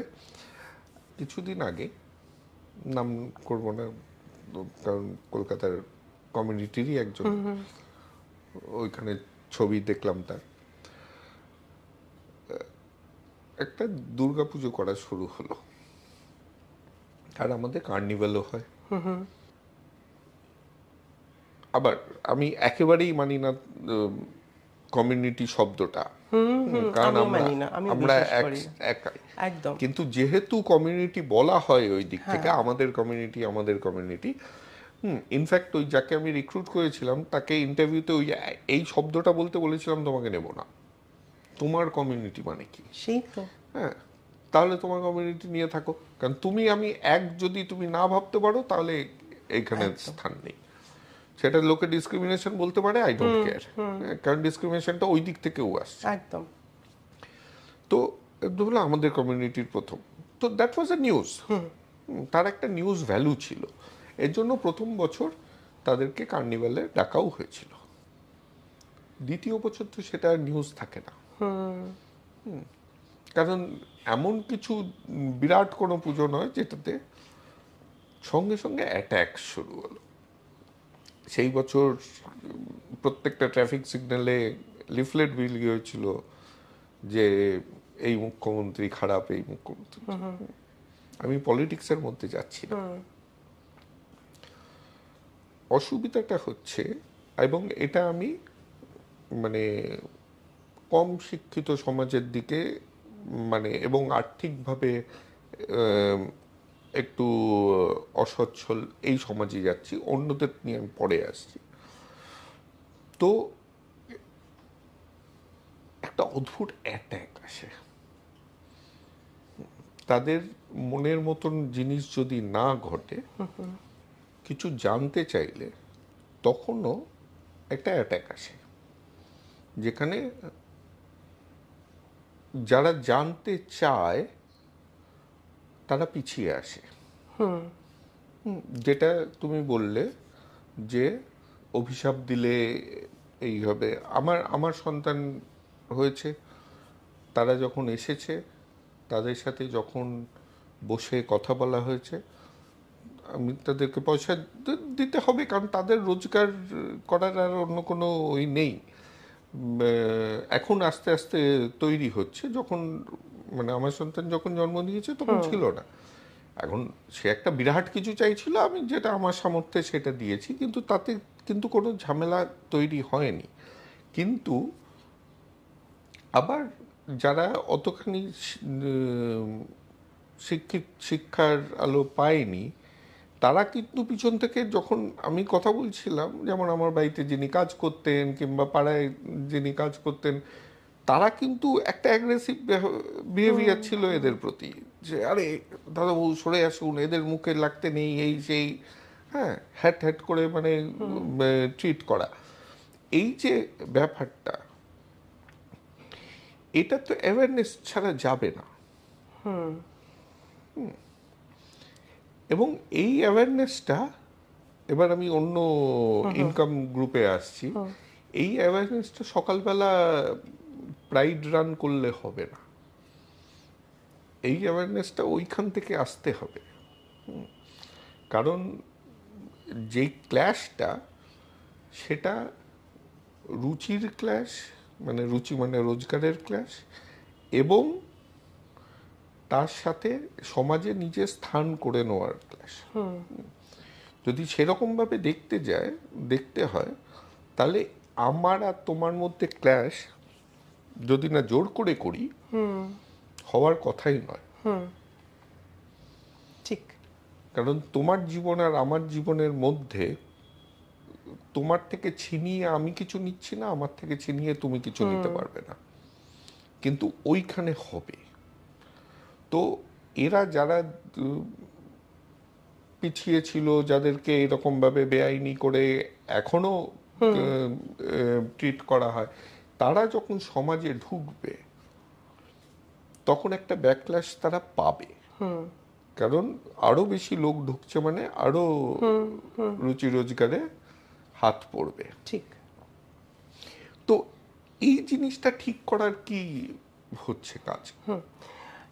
দেখুন, যেরকমটা আমি বললাম যে হিজড়া একটা প্রফেশনের জায়গা, যেরকম আমাদের সমাজে মানে অন্যান্য অনেক। এক সেকেন্ড, শুধু হিজড়া বলছি না, কিন্তু আমি বুঝতে পেরেছি। আমার পাড়ার একজন, আমি বলতে বলতে আমার মনে পড়লো, মানে আমার ছোটবেলায় বন্ধু ছিল, সে শিবু বলে, সে, আমি জানি না সে ট্রান্স ছিল না ক্রস ড্রেসার ছিল, সে শিয়ালদা স্টেশনে ওই লিপস্টিক পরে ওই করে, এবং তার মা মানে পৈশাচিক মারতো। তারপর সেই শিবু একদিন শুনলাম গায়ে আগুন দিয়ে মারা গেছে। আমি তাকে ভুলতে পারিনি আজ পর্যন্ত। তো ও হিজড়া ছিল না, কারণ ওর কোনো ফিজিক্যাল কিছু ছিল না, এবং ও এই হিজড়া গোষ্ঠীর মধ্যেও ছিল না, কিন্তু হয়তো ট্রান্স ছিল। তখন আমি ছোটবেলায় ট্রান্স ব্যাপারটা জানতাম, শব্দটাই শুনিনি আমাদের ছোটবেলায়। তো এদেরকে তো ইনক্লুড করতে হবে। ঠিকই। এবার ওই যেটা আমি বললাম, মানে আমাদের মানে 2014 আগে এবং এখনো অবধি ট্রান্সজেন্ডার মানে ট্রান্সজেন্ডার মানুষ, মানে ট্রান্সজেন্ডার হিসেবে যারা নিজেদেরকে আইডেন্টিফাই করছেন, তাদের কিন্তু এই হিজড়া পেশা বা এই জায়গায় যাওয়া ছাড়া সমাজের আর কোনো ক্ষেত্রে তারা আসতে পারতেন না। এবার এখন মানে তবু কিছুটা হয়তো সেই পরিসর এসছে যে দে আর ফ্রি টু চুজ, তারা নিজেরা চুজ করতে পারে যে তারা কোথায় যাবেন, কিভাবে নিজেদের জীবন ধারণ করবেন। সেটা কিছুটা আমরা তৈরি করতে পেরেছি এবং আরও তৈরি করতে হবে। এবং আমার মনে হয় এটার প্রথম পদক্ষেপ কিন্তু সচেতনতা দিয়ে শুরু হওয়া উচিত। আমি আপনাকে একটা ছোট্ট ডেটা দিই। এটা 2018 সালে ন্যাশনাল হিউম্যান রাইটস কমিশন করে ট্রান্সজেন্ডারদের ওপর, এবং সেখানে বলা হচ্ছে যে প্রায় 98% ট্রান্সজেন্ডার আমাদের দেশে অ্যাডোলেসেন্ট পিরিয়ডেই ঘর ছাড়া হন। অ্যাডোলেসেন্ট পিরিয়ড মানে আপনি বুঝতে পারছেন, 12, 13, 14, 15 বছর বয়স। ওই রকম একটা মানে সাবালক হয়নি, পড়াশুনো কমপ্লিট হয়নি, ওই রকম একটা সেন্সিটিভ সময়ে তার এক্সপ্রেশনের কারণে তাকে যদি বাড়ি থেকে বের করে দেওয়া হয়, তাহলে তো তার জীবন শুরু করার জন্য যতটুকু যা নিজেকে ক্যাপাসিটেট করার প্রয়োজন, সেই সুযোগটা পাওয়ার আগেই তাকে একটা আরও অসহায়তার মধ্যে ঠেলে দেওয়া হলো। এবার এই যে আপনি বললেন না যে আমরা অনেক সময় দেখি যে এই মানুষজনের থেকে তারা কোথাও চ্যালেঞ্জড হলে এত অ্যাগ্রেসিভ হয়ে পড়েন, বা এত হয়তো ততটা হওয়ার কথা নয়, কিন্তু যে মানে আমি নিজেকে ইনক্লুড করে বলছি, যে জিনিসের মধ্যে দিয়ে যে পরিমাণ ভায়োলেন্স, যে পরিমাণ মানে ভায়োলেন্স বললেও কম বলা হয়, যে পরিমাণ কি বলবো, আগুনের মধ্যে দিয়ে হয়তো হেঁটে এসে আজকে আমি এই জায়গায় দাঁড়িয়ে আছি, বা আরও অনেকে লড়াই করছেন, সেটা যে কি পরিমাণ কষ্টকর একটা জার্নি।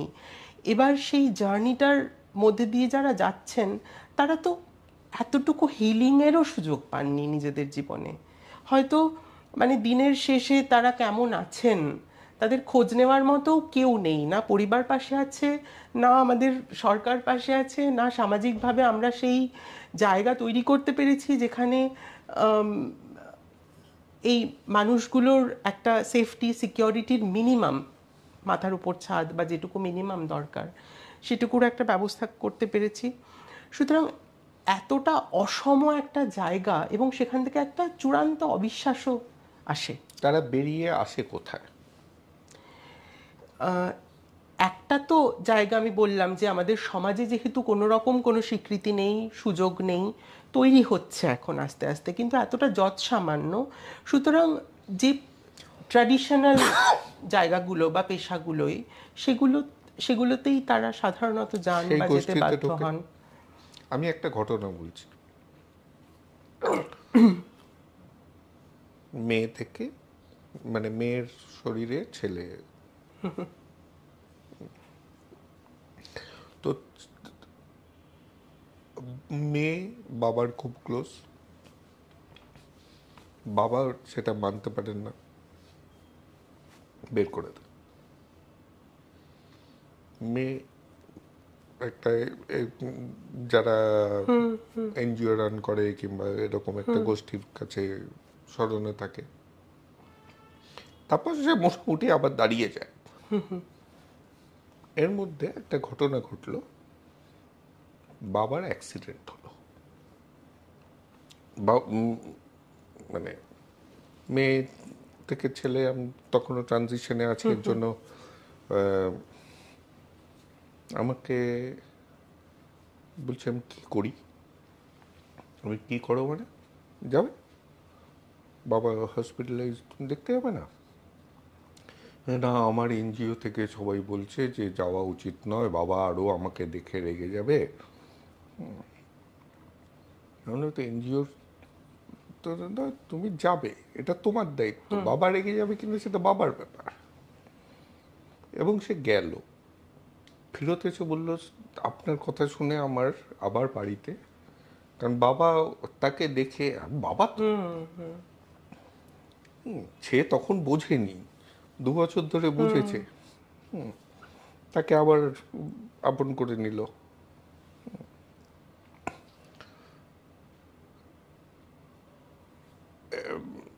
তোমার পার্সোনালটাতে পরে আসবো, কিন্তু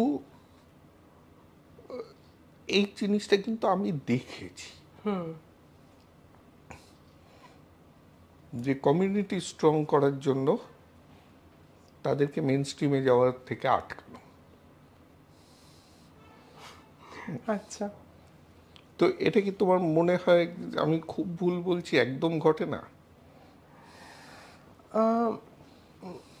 মানে আপনি বলছেন যখন নিশ্চয়ই সেটার একটা মানে ভিত্তি আছে, আপনি আপনার অভিজ্ঞতা থেকে বলছেন, কিন্তু আমি আমি একটা জিনিস, আমি কিন্তু তোমাদের কাজ নিয়ে বলছি না, কারণ না না না, তোমরা হ্যাঁ হিউজলি রেসপেক্টেড, হ্যাঁ কিন্তু আমি আর শুধু তো বুঝতে একটা পেরেছি, গোষ্ঠী হ্যাঁ নেই হ্যাঁ, তো, আরো আছে। অনেকেই কাজ হ্যাঁ, করছেন এই তাদের বিষয়ের কথাও জন্য। তোমাদের কানে নিশ্চয়ই আসে। হ্যাঁ,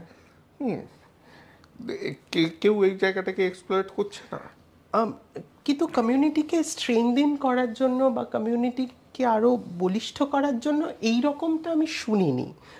আমি মানে আমি সত্যি শুনিনি। হ্যাঁ, আহ, এবার দেখুন, যারা কাজ করছেন তাদের নিজেদেরও মানে আমাদের অনেক সময় অনেক পার্সোনাল ব্যাগেজ থাকে, বা মানে কোনো, এবার হয়তো কোন জায়গা থেকে সেই মেয়েটিকে বলা হয়েছিল যে তুমি হয়তো তার সেফটির কারণে, কারণ অনেক সময় আমরা কিন্তু ট্রান্স ম্যানেদের ক্ষেত্রে যারা নারী থেকে পুরুষ হচ্ছেন তাদেরকে, তাদের ক্ষেত্রে কিন্তু ভায়োলেন্সটা অনেক সময় বেশি, অনেক বেশি দেখা যায়। বেশি হয়।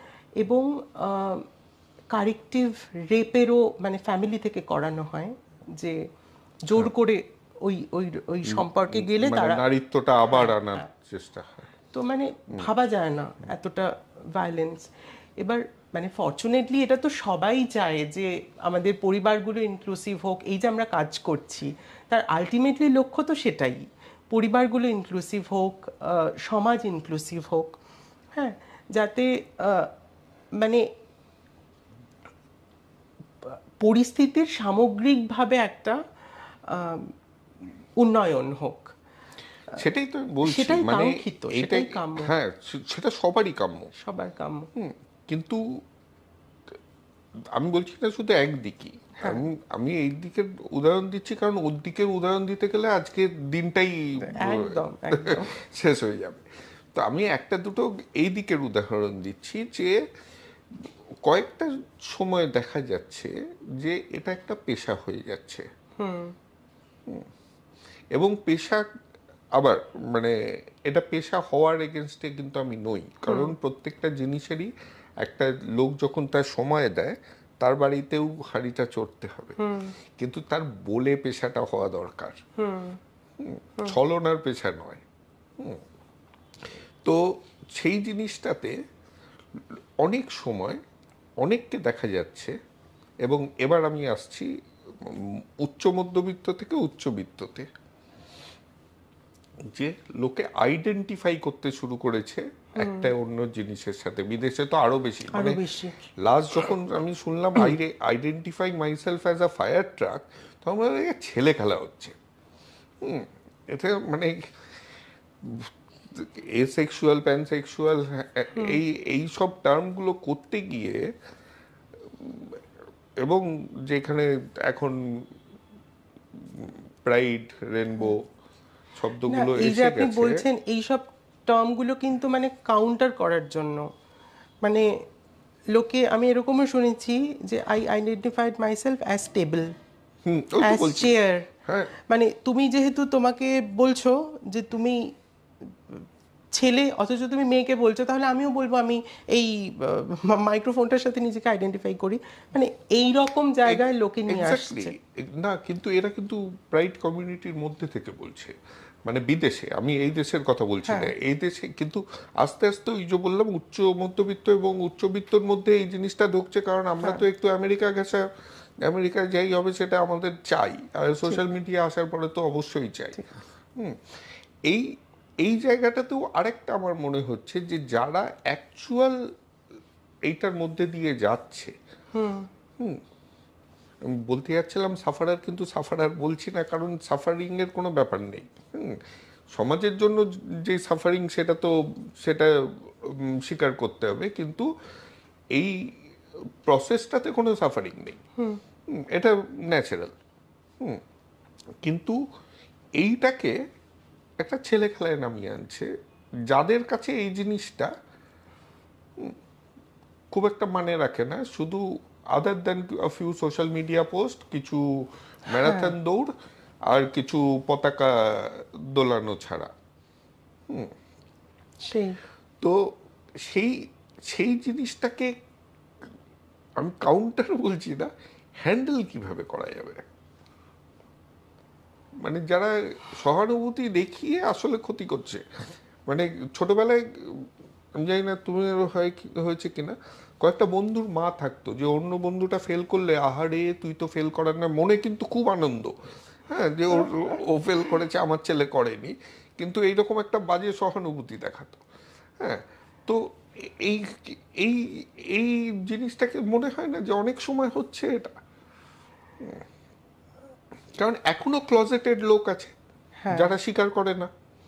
এতই যদি লাফালাফি হচ্ছে তাহলে ক্লজেটেড কেন? তারা বলটা পাচ্ছে না কেন? কারণ যে ওই যে যেটা তুমি বললে যে যার সাফারেন্স সে বোঝে, আমি কোনোদিনই বুঝবো না, হাজার বললেও বুঝবো না। আমি কিছু এক্সাম্পল দিতে পারি, কিন্তু তাহলে সে ক্লজেটেড থাকছে, সে তো ক্লজেটেড কেউ থাকতে চায় না তো। ঠিক ঠিক। দেখুন, আমি মানে কাজ করার অভিজ্ঞতা থেকে বুঝেছি, আমার নিজেরই অনেক পরিচিত মানুষজন রয়েছেন যারা এখনো নিজের পরিচয় সম্পর্কে বলে উঠতে পারেননি বা নিজেকে প্রকাশ করে উঠতে পারেননি। আমি নিজে যেভাবে এই বিষয়টাকে দেখি, মানে আলটিমেটলি ইটস দেয়ার কল, মানে তারা তাদের কোন সময়ে এটা মনে হবে বা কোন সময় এই সাহসটুকু বা এই বলিষ্ঠতাটুকু অর্জন করে উঠতে পারবেন, সেটার জন্য যতটা সময় তারা নেন তাদেরকে দিতে হবে। কিন্তু এটা তো ফ্যাক্ট, মানে আমাদের সমাজ চারপাশ এখনো অবধি কাম আউট করার মতন খুব অনুকূল নয় পরিবার, তাই না? এবার যতক্ষণ না সেই জায়গাতে আমরা পৌঁছতে পারছি, ততক্ষণ তো সত্যি আজও এটা খুবই খুবই কঠিন। মানে উচ্চবিত্ত লোকেদের, মানে সেটা তো এক একজন মানুষের কাছেও ডিপেন্ড করে যে মানে তাদের কাছে কোনটা প্রায়োরিটি। তাদের কাছে হয়তো বাবা মায়ের সঙ্গে তার সম্পর্কটা এত সেন্সিটিভ বা মূল্যবান, সে হয়তো ওই ভয় থেকে যে আমার বাবার কিছু একটা হয়ে যাবে, বা মা এটা বললে কিভাবে নেবেন যদি শরীর খারাপ হয়ে যায়, কিছু হয়ে যায়, ওই ভয় থেকেই মানে এখনো অবধি বলে উঠতে পারলেন না।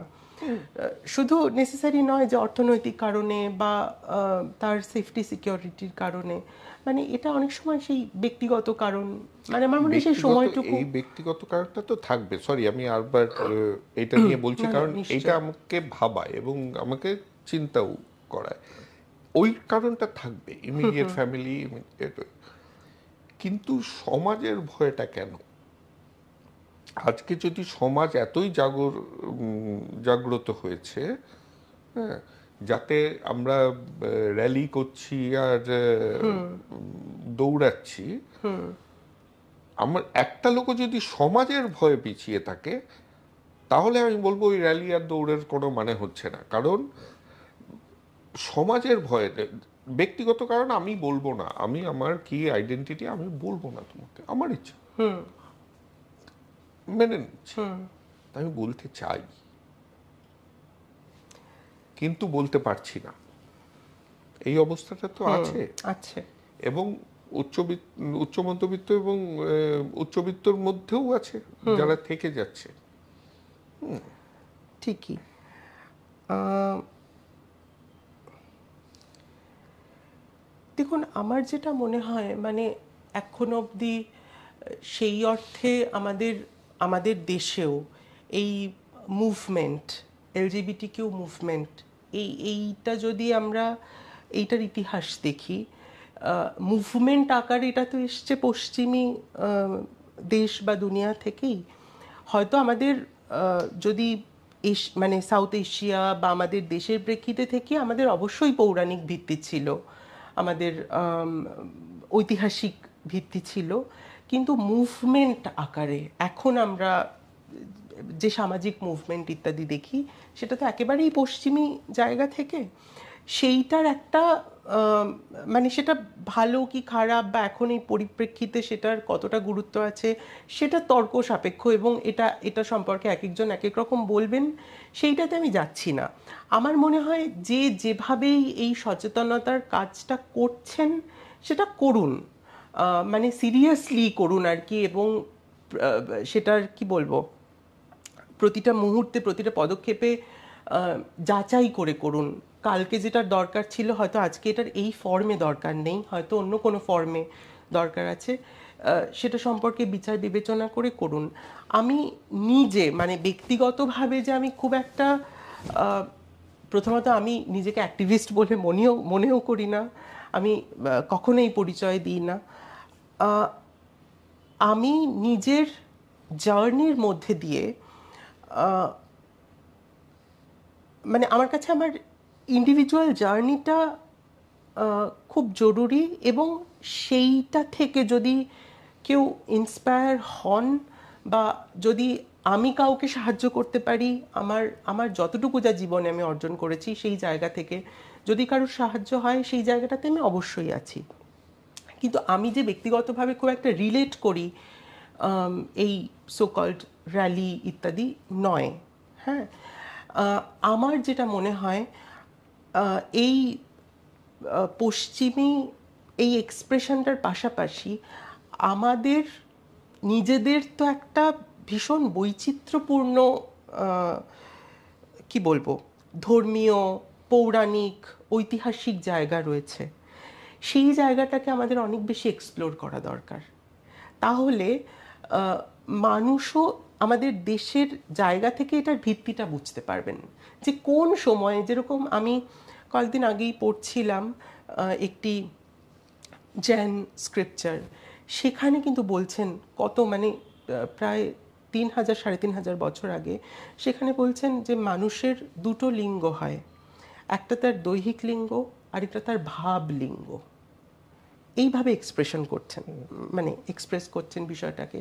বা আপনি মহাভারত পুরাণ, বিষ্ণুর মোহিনী রূপ আছে, আপনি ইলার কথা বললেন যেখান থেকে বুধের জন্ম হয়েছে, হ্যাঁ, বা শিখণ্ডিনীর কথা বললেন। সুতরাং আমাদের তো একটা ভিত্তি রয়েছে, সেই জায়গা থেকে আমরা কমিউনিকেট করলে হয়তো আমরা আমাদের মানে সমাজের যারা মানুষ তাদের সঙ্গে আরো বেটার কমিউনিকেট করতে পারবো বলে আমার মনে হয়।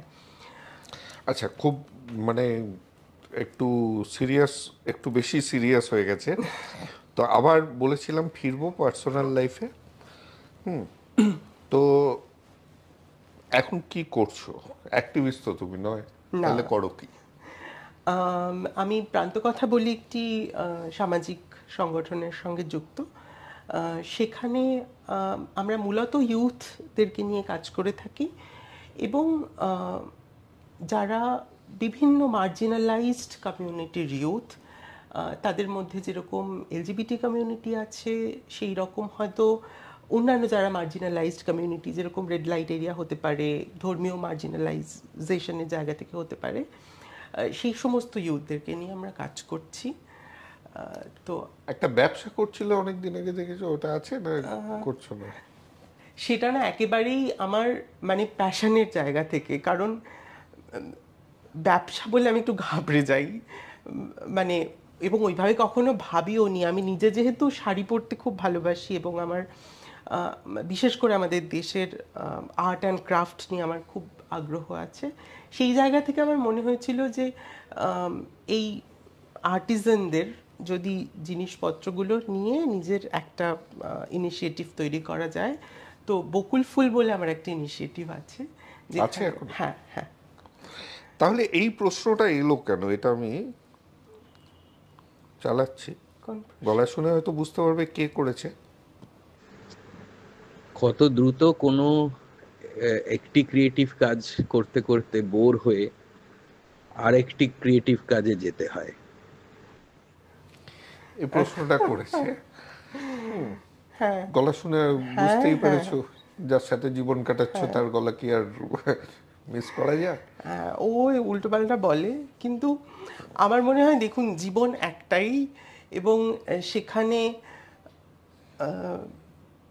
মানে এই যে আমি বলছিলাম যে আমার জীবনের একটা বড় অংশ এমন একটা স্ট্রাগলের মধ্যে দিয়ে কেটেছে, যেটা আমার মনে হয় যে সেটা যদি না থাকতো তাহলে মানে আমাদের জীবনের উদ্দেশ্য কি, আমাদের মধ্যে যে পোটেনশিয়ালগুলো আছে সেগুলোর মানে একদম শীর্ষে পৌঁছানো যদি একটা একটা অন্যতম উদ্দেশ্য বলে ধরে নিই, তাহলে আমার মনে হয় যে আমি আমি অনেকটা দেরিতে সুযোগ পেয়েছি জীবনটাকে শুরু করার। সুতরাং এখন আমার মানে সবই করতে ইচ্ছে করে, মানে যেটা ভাল লাগে সেটাই মনে হয় যে একটু শিখি, একটু এক্সপ্লোর করি, তো এইভাবে নানা কিছু না না, ওটা তো খুব ভালো। মানে আমি সবাইকেই বলি, আমার যারা ছোটরা আছে, একটা টার্ম আছে ইয়োলো, ওরা খুব ব্যবহার করে, ইউ ওনলি লিভ ওয়ান্স। ঠিক। ওটা সাধারণত নেশা টেশা আবার খারাপ কাজ করার সময় বলে যে এর জন্য করছি, কিন্তু এই ওইটার কিন্তু এইটার জন্য ইউজ করা যায় যে কত কি করার আছে জগতে, যত করতে পারা যায় তত করা যায়। এইটার এর সাথেই আরেকজন একটা প্রশ্ন করেছিল, যেটা তুমি উত্তর দিলে না, একটু মানে স্ত্রী সুলভ ভাবে এড়িয়ে গেলে, কিন্তু এবার উত্তরটা দিতে হবে। আমার না মানে দাম্পত্য কলহ তৈরি করতে খুব ভালো লাগে। এই অনু, এই যে বাপ্পা জেঠু জেঠু হাব ভাব নিয়ে এত বক্তব্য রাখে, তো সবকটা শুনিস না শোনার ভান করিস, না বাড়িতে গিয়ে অশান্তি করিস? না, কিছুই করি না, এড়িয়ে যাই। যেটা মনে হয় আমাকে মানে আমি সবার শুনি, মানে সবার সব কথা শুনি, কিন্তু সেসব ঠিক আমি কি করব সেটা আমি ঠিক করি।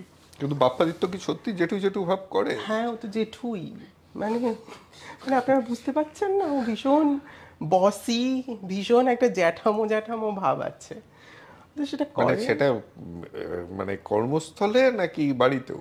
বাড়িতেও। আমি ওর থেকে 13 বছরের ছোট, ফলে তো দাদাগিরিটা বেশ ভালোই চলে, কিন্তু I know how to tackle. হ্যাঁ, কিন্তু বাড়িতে তো তোমার যথেষ্ট সাপোর্ট আছে। সাপোর্ট মানে হ্যাঁ, মানে ও বাপ্পা অন্যতম আমার জীবনের মানে বড় সাপোর্টার। আমি আজকে যে জায়গায় দাঁড়িয়ে আছি তার অন্যতম ভিত্তিভূমি বাপ্পা। মানে সেটা পার্সোনাল লাইফে তো বটেই। মানে আমি এটা বলতেও মানে আমার একটু বলতে হবে, ছোটবেলায় মানে বয়ঃসন্ধিতে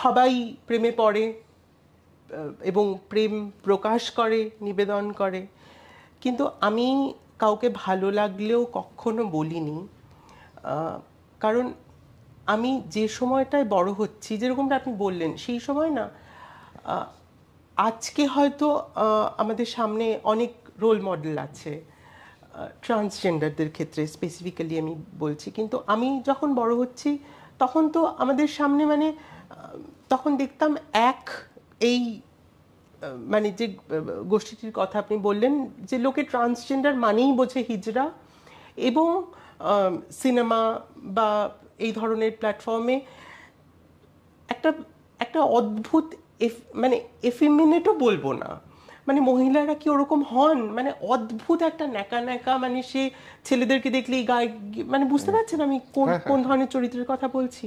হয় এইরকম একটা চরিত্র, নয় হিজড়া। এবার আমি তো এই দুটো চরিত্রের, এই দুটোর সঙ্গে কোনোটার সঙ্গেই নিজেকে রিলেট করতে পারছি না বা আইডেন্টিফাই করতে পারছি না। আমার কাছে মানে আমার এটা একটা অন্যতম অসুবিধেই বলবো, অসুবিধে বা ভয়ের জায়গা ছিল যে পাছে লোকে আমাকে এই দুটোর কোনোটার সঙ্গে রিলেট করে। আমি কিন্তু কাউকে বিন্দুমাত্র ছোট না করে বলছি। এবং মানুষের প্রেম বা তার সেক্সুয়ালিটি, বিশেষ করে আমি যেহেতু নিজেকে একজন নারী বলে মনে করি, আমাদের সমাজে তো মেয়েদের সেক্সুয়ালিটির প্রকাশের ক্ষেত্রে যেরকম অনেক বাধাও আছে, তেমনি অনেক সেন্সিটিভিটিও রয়েছে।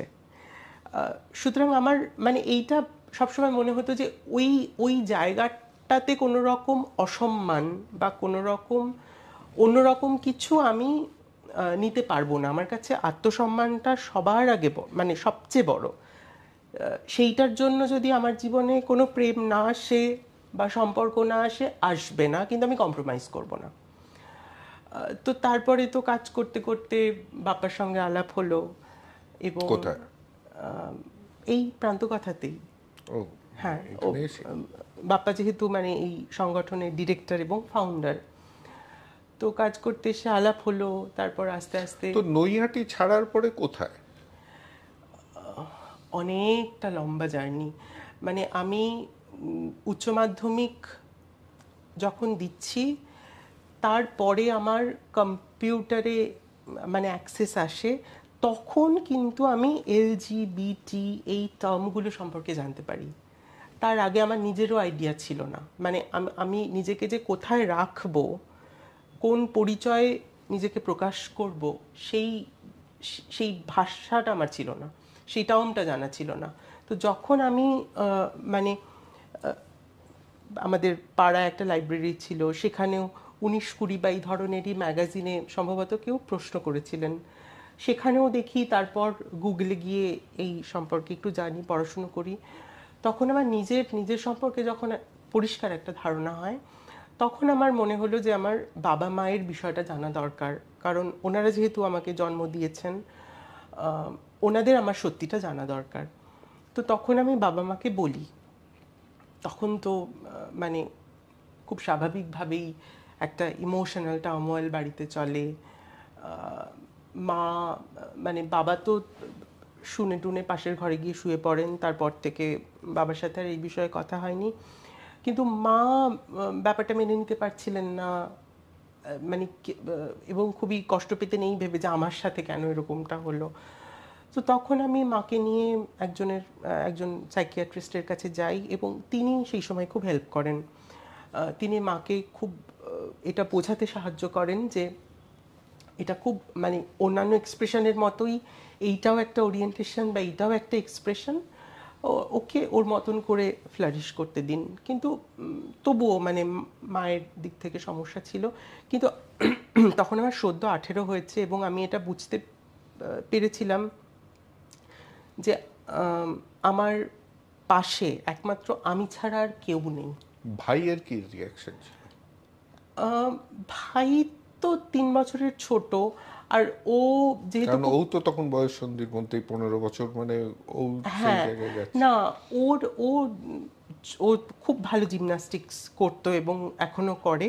ফলত ওর না বাইরে, মানে ওর হস্টেলে থেকে বড় হওয়া, ফলত ওর উপরে অতখানি না, ওর তখন বোধহয় ক্লাস 9, ও তখন হস্টেলে। ওকে বাবা মা বোধহয় কেউ বলেনি, ওই সব আলোচনায় ঢোকেনি। না না। আর আমিও কখনো বলিনি। তো তারপরে তো মানে আমি কি করব, কিছু একটা ফিনান্সিয়ালি করতে হবে। আমি ফার্স্ট ইয়ারেই ড্রপড আউট হয়ে যাই কলেজ থেকে। তারপর একটা ছোট হোটেল ম্যানেজমেন্টের একটা ডিপ্লোমা কোর্স করে আমি চাকরি করতে চলে যাই ব্যাঙ্গালোরে। মানে সেইটাও একটা মানে কি বলবো, এখন তো ভাবতেই পারি না। আমি মাত্র 1200 টাকা নিয়ে ব্যাঙ্গালোরে গিয়েছি। তার মধ্যে হোটেলে পৌঁছানোর আগেই আমার ধারণা ছিল না যে এত অটো ভাড়া হতে পারে স্টেশন থেকে হোটেলে পৌঁছানো। 750 টাকা চলে যায়, মানে ওই টাকায়, মানে ওইটাই সম্বল আমার কাছে। আর আমাদের ইন্ডাস্ট্রিয়াল ট্রেনিং বলে 6 মাসের একটা ট্রেনিং হয়, সেই পুরো ট্রেনিংটায় মাসে 700 টাকা করে ট্রেনিংদেরকে দেওয়া হতো। থাকা ওইখানে, থাকা হোটেল, থাকা হোটেলে না, হোটেলের একটা অ্যাকোমোডেশনে, হ্যাঁ মানে হোটেলে, হ্যাঁ হ্যাঁ, থাকা এবং খাওয়া। মানে সেটা কত বলবো, মানে 3-4 কিলোমিটার মতো দূর অ্যাকোমোডেশন থেকে আমাদের যে হোটেলটা। এবং আমি হিসেব করেছিলাম যে আসা যাওয়ার বাস ভাড়া তখন 9 টাকা ছিল। যদি রেগুলার আমি বাসে যাতায়াত করি তাহলে ওই 18 টাকা, ফলে তো সেইটা আমি অ্যাফোর্ড করতে পারবো না। এবং ওই যে 700 টাকা, সেটা থেকে আমায় আবার ফেরার টিকিটের টাকাও জমাতে হবে। ফলে তো আমি জানি না কারোর এখানে হোটেলে চাকরির অভিজ্ঞতা আছে কিনা, কিন্তু যদি কারোর থেকে থাকে, মানে কোনো শিফটের বাবা মা নেই, মানে 12 ঘন্টা তো মিনিমাম। এবং 4টে ডিপার্টমেন্ট হয়, front office, food and beverage service, production এবং হাউসকিপিং। সেখানে প্রোডাকশনে যখন ছিলাম, আমাদের কোল্ড রুম প্রায় রেগুলার ক্লিন করতে হতো এবং করতে হতো। মানে সে আলু পেঁয়াজের বস্তা টেনে টেনেও মানে নিয়ে গিয়ে সেগুলো করা, এবং ওই রকম একটা কিচেন, মানে বুঝতেই পাচ্ছেন যে একটা ভীষণ একটা ম্যাসকিউলিন এনার্জি। এবং আমাকে যেখানে থাকতে হতো সেটাও একটা বয়েজ মেস টাইপের। ফলে তো মানে একটি মেয়ের ওই রকম পরিবেশের সঙ্গে একা ডিল করা, ওই অবস্থায় থাকা, নিজেকে সেফ রেখে, মানে এটা যারা না সেই পরিস্থিতির মধ্যে দিয়ে গেছেন ভাবতেই পারবেন না। তো তারপর সেটা মনে হলো, কিছুদিন চাকরি করলাম, টাকা পয়সা জমিয়ে আমার মনে হলো যে পারপাস নিয়ে বাড়ি থেকে বেরিয়েছিলাম, যে নিজের পড়াশুনোটা অন্তত নিজের টাকায় বা নিজের যা খরচ টরচ সেগুলো নিজেই যাতে উপার্জন করতে পারি, সেইটা করা। দেখলাম এই প্রফেশনে এইভাবে থেকে আমার পক্ষে সেটা করা সম্ভবই না। বাড়িতে ফেরত এলাম। আর আমি মানে আগে বলেছি যে আমার বাবা যেহেতু একটা জুট মিলে চাকরি করতেন, জুট মিলগুলোর অবস্থা মানে আমরা সকলেই যারা একটু খবরাখবর রাখি তারা জানি যে সেটা 1 বছর চলে তো 2 বছর বন্ধ থাকে, এই রকম একটা। ফলে তো খুব সচ্ছল অর্থনৈতিক অবস্থা আমাদের ছিল না। সেই জায়গা থেকে মানে ওই চাকরি ছেড়ে ফেরত এসে আবার বিপিও সেক্টরে চাকরি নেওয়া, সেটা কিছুদিন করা, এবং করতে করতে মনে হলো যে এটা কোথাও মানে আমাদের জীবনের একটা স্যাটিসফ্যাকশন লাগে, তো যে কাজটা করছি সেটাতে যাতে একটা পারপাস খুঁজে পাই, একটা মানে অর্থ খুঁজে পাই, যেটা একটা স্যাটিসফ্যাকশন দেয়, সেটা কোনোটাতেই খুঁজে পাচ্ছিলাম না। তো তখন এই খোঁজ করতে করতে প্রান্তকথার কথা জানতে পারি। বাপ্পার সঙ্গে একটা সেশনে আলাপ হচ্ছিল যাদবপুর ইউনিভার্সিটিতে। তো তখন আমি খুঁজছি, আর আমি না খুব একটা মানে সো কল্ড অ্যাম্বিশন যাকে বলে না, সেই রকম অ্যাম্বিশাস নই যে আমার অনেক টাকা পয়সা হতে হবে, বাইক হতে হবে। মোটামুটি জীবনের প্রয়োজনীয় বিষয়গুলো চলে গেলেই হলো, কিন্তু এমন কিছু কাজের সঙ্গে যুক্ত থাকতে চেয়েছি যেটাতে অন্তত নিজের জীবনের একটা অর্থ খুঁজে পাই। তো তখন বাপ্পার সাথে আলাপ, এবং এই যে আমাদের সোশ্যাল সেক্টর বা ডেভেলপমেন্ট সেক্টর, সেই কাজগুলোকে আস্তে আস্তে এক্সপ্লোর করতে থাকি। এই সেক্টরে কর্মজীবন শুরু হয় 2016-তে এসেছিলাম, মানে প্রায় 8 বছর, হ্যাঁ 8 বছর তো হয়েই গেল। তো এইভাবে কর্মজীবন, আমার হাজবেন্ডের সঙ্গে সম্পর্ক, সেটা শুরু। কবে বিয়ে হয়েছে আমাদের প্রায় 3 বছর, কিন্তু আসলে আমি না তারিখের ব্যাপারে বড্ড মানে আমার কিছুই মনে থাকে না, নিজের জন্মদিনটা ছাড়া তারিখ মনে থাকে না। কিন্তু হ্যাঁ 3 বছর, মানে আমাদের না ওইভাবে রসিকতা কেন করতে পারবো না, কারণ এইখানেই আমার মনে হয় তো এখানে মানে বলতে গিয়েও থেমে যাচ্ছি, এ কি মনে করবে। হ্যাঁ এইখানে ওই পৌরুষটা বেরিয়ে এলো, কারণ সাধারণত অ্যানিভার্সারি ডেট টেট হাজবেন্ড ভুলে যায়, মহিলাদের সবসময় মনে না, থাকে। কিন্তু আমাদের ক্ষেত্রে না, আমরা না, দুজনেই মনে এমনি- রাখি না, এমনি মানে রসিকতা করেই বললাম। হ্যাঁ, বাপ্পা মানে এই সংখ্যার ক্ষেত্রে আমি দেখেছি আমার একটা মানে আমাদের মস্তিষ্কের যে প্রকোষ্ঠটা সংখ্যা টংখ্যা মনে রাখে সেটা খুব উইক। আচ্ছা এখন বাড়ির সাথে কি, বাপের বাড়ি হ্যাঁ, বাপের কি- বাড়ি কিরকম সম্পর্ক? আছে, সম্পর্ক আছে, কথাবার্তা হয়। সেটা কি বিয়ের পরে মসৃণ হয়েছে বেশি, নাকি তার আগে থেকেই হয়েছে? আম, মসৃণ বলতে দেখুন একটা দূরত্ব না আমিও রাখি, কারণ আমার ট্রানজিশনটা পুরোটাই বাড়ির বাইরে, এবং দূরত্বটা আমি রাখি এই কারণে মানে আমার মায়ের সঙ্গে বা আমার পরিবারের সঙ্গে শুধুমাত্র যে ট্রানজিশনের কারণে আমার একটা দূরত্ব তৈরি হয়েছে সেটা তা কিন্তু নয়। মানে আমি যখন বড় হচ্ছি, বইপত্র পড়ছি, মানে যখন নিজের ভাবনা চিন্তা তৈরি হচ্ছে, নিজের একটা জগৎ তৈরি হচ্ছে, নিজের জীবন সম্পর্কে একটা ধারণা তৈরি হচ্ছে, তখন না বুঝতে পেরেছিলাম যে কোথাও এই মানুষগুলোর সঙ্গে একটা গ্যাপ, একটা দূরত্ব। বলছিলে কারোর সঙ্গে কথা বলতে ইচ্ছা হ্যাঁ, করতো। সেটা শুধু আইডেন্টিটির জন্য নয়, কিন্তু ভাবনা চিন্তা আদান প্রদানের ক্ষেত্রেও, জীবনকে দেখার যে দৃষ্টিভঙ্গি, সেই দৃষ্টিভঙ্গির ক্ষেত্রেও মানে আমার মনে হতো বা এখনো মনে হয় যে একটা অনতিক্রম্য দূরত্ব, যেটা হয়তো মানে প্রত্যেকেই আলাদা গ্রহের, যে দূরত্বটা একটা সেতু হয়তো ঠিক আছে করে নিতে পারি, কিন্তু এই দূরত্বটা ঘোচার নয়। সেখানে জোর করে করতে গেলে বরঞ্চ সেতুটাই হ্যাঁ, ভেঙে সেটা যায়। সেটা একটা, এবং মানে একজন নারী হিসেবে এবং একজন ট্রান্স নারী হিসেবে আমার নিজের যে জার্নি, আমার নিজের যে চেতনা, সেই জায়গায় একজন নারী হিসেবে আমার মায়ের যা মনে হওয়া, যা চেতনা, সেইখানেও ডিফারেন্স আছে অনেক। ফলে তো এইটা অনেকগুলো কারণেই আমরা একটা মানে কি বলবো, একটা সম্পর্ক যোগটা হ্যাঁ থাকলেই একটা একটা সম্মানজনক দূরত্ব রেখে সম্পর্ক আছে ভালোই। আরেকটা জিনিস দেখলাম, সেটা হচ্ছে ফেমিনিস্ট। আমি কিন্তু ফেমিনিস্ট নই, এটা লেখা আছে তো লিঙ্কডইনে। ট্রান্স ফেমিনিস্ট লেখা আছে বোধহয়। ট্রান্স ফেমিনিস্ট হোক তাহলেও তো তো সেই একই, মানে এইটাতে আমার একটা প্রশ্ন আছে যে ট্রান্স নিয়ে বলছি, যে যেটা একটু আগে বললে যে মেয়ে থেকে ছেলে হওয়ার যে ট্রান্স যারা, তাদের উপরে একটু বেশি যদি হ্যাঁ, ভায়োলেন্সটা trans হয় man একটু যারা। বেশি, হ্যাঁ, যে ছেলে থেকে মেয়ে হওয়া তাদের একটু কম হয়। সিমিলারলি এই যে যেটা মানে আবার ওই হিজড়াদেরও, সব হিজড়া মেয়ে কেন? যারা মানে আমি সব হিজড়া বলছি না, মানে রাস্তায় যারা আছে দেখা যায় বেশিরভাগ। তারা সব মেয়ে কেন? তো কি কোথাও মনে হয় যে এইটার কারণ হচ্ছে আমাদের সমাজ, আমরা যাই বলি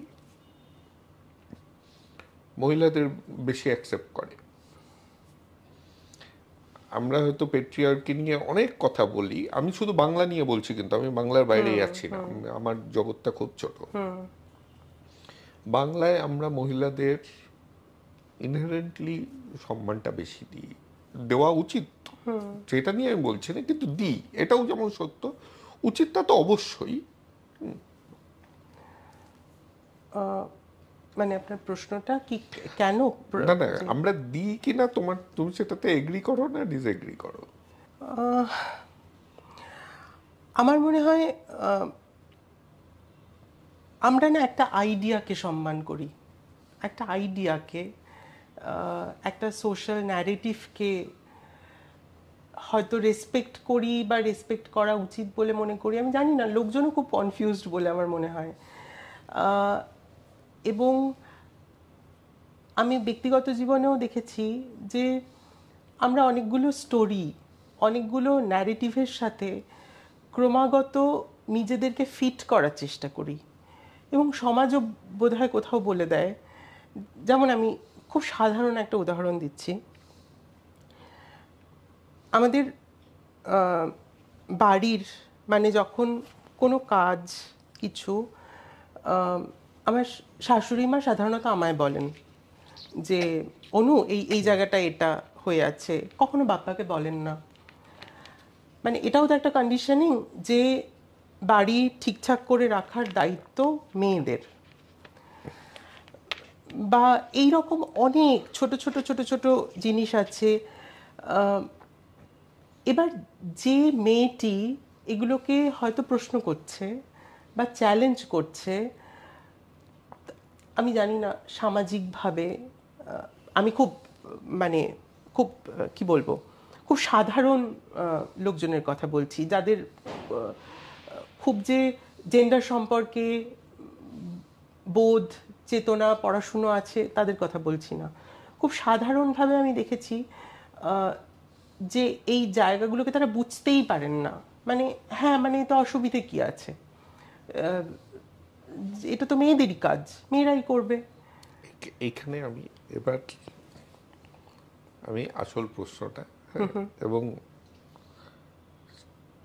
সেটা করব ভেবেছিলাম শেষে, কিন্তু শেষের ঠিক আগের প্রশ্নটাই করি। এই যে পুরো ন্যারেটিভটা তোমার থেকে শুনলাম, যে ছেলের শরীরে মেয়ের মন আবার কি, এইখানেও কিন্তু একটা স্টিগমাটাইজড হচ্ছে, তাই না? যে আমরা সাবকনসিয়াসলি ধরে নিয়েছি একটা মেয়ের মনে এইগুলো আসবে, একটা আমাদের ছেলের মনে এইগুলো আসবে, তাই না? তো এই বিভেদটাই যদি আমরা মিটিয়ে দিতে পারি, যে আমি ইন্ডিভিজুয়াল, আমি আমার মতো, এই যে বড়, কারণ আমাদের ফ্র্যাঙ্কলি আমাদের জেন্ডার কোনো কাজে লাগে না other than our sexual preferences এবং রিপ্রোডাকশন। ওই তো সেক্সুয়াল, এই ছাড়া আমার জীবনে আমার জেন্ডার কোথাও লাগেনি, কিন্তু আমাকে ফর্মে প্রত্যেকবার মেনশন করতে হয়েছে। কি দরকার? এই যে স্টিগমাটা, যে মেয়ে আমি সাজতে বেশি ভালোবাসতাম, ছেলে মাছ বেশ করেছে, তার ইচ্ছা হচ্ছে সে বসে কলঘরে স্নান ঘরে ছেলে স্নান করতে চেয়েছে। হ্যাঁ, মানে তাই তো, অনেক ছেলেরও মানে লজ্জা, মানে দরকার হতে পারে। হ্যাঁ, I am not comfortable opening going bare chested in front of everybody. তেমনই আজকে মহিলারা রিলে তো দেখছি, they are more comfortable than me in shedding clothes. তার ইচ্ছা সে করছে, ঠিক। এই যে একটা, এটা কিন্তু আমাদের সাবকনসিয়াসলি আমরা ঢুকিয়ে দিয়েছি, এটা ছেলে এটা মেয়ে। সেটা শুধু বাড়ির কাজে নয়, একটা সন্তানকে বড় করাও মায়ের কাজ, বাবার নয়। সিঙ্গেল ফাদাররা আজকের দিনে রেকগনিশন পান না। মানে একটা ম্যারিড লাইফেও যদি পুরো সময়টা বাবাই সন্তানের ম্যাক্সিমাম জিনিস দেখভাল করলো, স্কুলে টিফিন বানানো থেকে, আছে এমন, তারা কিন্তু যদি বলে আমি সব কাজ করছি, ধর মিথ্যে কথা বলছিস, তোর বউই করে, তুই ক্রেডিট নিচ্ছিস, এটাই কিন্তু চলে তার। না, ঠিকই। আমার মতে কোনো রকম কন্ডিশনিং ছাড়া, মানে এটা না, আমি এই কাজ করার কথা বললাম মানে এমন এটা কিন্তু নয় যে আমার কাজটাতে আপত্তি আছে, আমি সেটা বলছি না, আমি যেটা বলছি, কিন্তু এটা পরস্পরের বোঝাপড়া, যারা রয়েছেন তাদের বোঝাপড়ায় কাজগুলো ভাগ করে নেওয়া। কোনো রকম রোল বা কিছু, সেটা শুধুমাত্র পুরুষ বলে, আমি তো এটাও শুনেছি, এখন তো এটা নিয়েও কথা হয় যে পুরুষ মানেই যে তাকে সবসময় রোজগার করতে হবে বা ওই রকম গোটা ফ্যামিলির ফিনান্সিয়াল দায়িত্ব নিজের ওপরে নিয়ে নিতে হবে, সেটা কেন? মানে তিনি যদি চান, যদি এইরকম একটা ইউনিট হয় যেখানে হয়তো মহিলাটি ফিনান্সিয়ালি দায়িত্ব নিলেন এবং পুরুষ মানুষটি মানে এটাও তো তার তার ক্যাপাসিটি বা এবিলিটির ওপরে না। অনেক সময় আমরা অনেক মহিলাকেও দেখি যে হয়তো ততটা সোকল সংসারী নন, কিন্তু অনেক পুরুষ মানুষটি খুব সুন্দর করে গুছিয়ে সংসারটা করছেন, করতে ভালোবাসেন, বাচ্চাদের দেখাশোনা করতে ভালোবাসেন। বিয়ের সময় যদি অ্যারেঞ্জ ম্যারেজ এখনো হয়, তাহলে সব সময় পুরুষকে মেয়ের থেকে বেশি রোজগার করতে হবে। হ্যাঁ, এটা তো মেয়ে কিন্তু কিছু না করলেও তাকে সে বিবাহযোগ্য হয়ে যায়, কিন্তু পুরুষ কিছু না করলে সে কখনো বিবাহযোগ্য হয় না। একদম একদম। এই আমার এই পুরো ব্যাপারটাকেই কিরকম একটু একদম। বিরক্তিকর একটা জিনিস লাগে, যেই জিনিসটা আমাদের কোথাও লাগে না, কিন্তু আমরা এটা নিয়েই প্রচুর করি। এবং এটা থেকে বেরোতে পারলে কিন্তু আপনি নারী বলুন, পুরুষ বলুন, ট্রান্স বলুন, মানে একটা মানব মুক্তি এটার বাইরে রয়েছে, তাই না? তো দেখা যাক, সেই দিন আসবে, ইচ্ছা আছে আমাদের জীবনকালে না হলেও অ্যাটলিস্ট ওই দিকে ঠিক, গেলে মানে অন্তত আমরা খুব সচেতনভাবে সেই চেষ্টাটুকু করতে পারি। আর আরেকটা বিষয় না আমি একটু বলবো, আপনি খুব সুন্দরভাবে মানে বলছিলেন এবং আমিও ভাবছিলাম যে সত্যি তাহলে জেন্ডারকে মানে কিভাবে ডিফাইন করব। সিস জেন্ডার নারী পুরুষের ক্ষেত্রে তো তাদের ক্ষেত্রে যেহেতু বায়োলজিক্যালি যেহেতু তাদেরকে ডিফাইন করা হচ্ছে নারী বা পুরুষ হিসেবে, কিন্তু যখন দেখা যাচ্ছে যে প্রকৃতিতে ট্রান্সজেন্ডাররা রয়েছেন, তাহলে মানে আমিও ভাবছিলাম, কিন্তু আমার না মানে আলটিমেটলি মনে হয় যে এটা কোনো রকম কোনো অ্যাকশন নয়, কোনো রকম কোনো বাহ্যিক এক্সপ্রেশন নয়, এটা না একটা ফিলিং, এটা একটা এসেন্স। যদি ফেমিনিটি বা ম্যাসকিউলিনিটি বলি, এটাকে ওইভাবে ডিফাইন করা হয়তো যাবে না। আর আরেকটা বিষয় মানে আমার নিজের খুব মনে হয় যে প্রকৃতিতে আমরা যখন প্রকৃতিকে দেখি তখন কিন্তু আমরা খুব অবজেক্টিভলি বোঝার চেষ্টা করি। মানে ধরুন আমরা যদি লাল গোলাপ দেখে এতদিন অভ্যস্ত হই, সেখানে যদি হঠাৎ করে কালো গোলাপ দেখি, হলুদ গোলাপ দেখি, আমরা অবাক হই যে আচ্ছা তার এটাও আছে। মানে মানে সাদা কাক যদি দেখি, আরে দারুণ ব্যাপার তো যে সাদা কাকও আছে, সংখ্যায় কম হলেও আছে। কিন্তু মানুষের ক্ষেত্রে মানে আমরা একদম শ্বেতাঙ্গদের থেকে শুরু করে কৃষ্ণাঙ্গ অবধি এই যে রঙের প্রত্যেকটাতে আমরা ডিভাইড করতে থাকি। মানে ইভেন আমাদের প্রত্যেকের থাম্ব যে ইমপ্রেশন সেটা আলাদা হয়, আমাদের প্রত্যেকের এই ইউনিক ব্যাপার আমার মনে হয় যে আমরা যদি এই ইউনিক কিন্তু প্রত্যেকটা স্পিসিসে আছে। জিব্রার দাগ কোনো দুটো জিব্রার দাগ এক নয় না, এক নয়, তাদের আইডেন্টিফাই করা যায়, কিন্তু আমাদের চোখে তারা সবাই জিব্রা।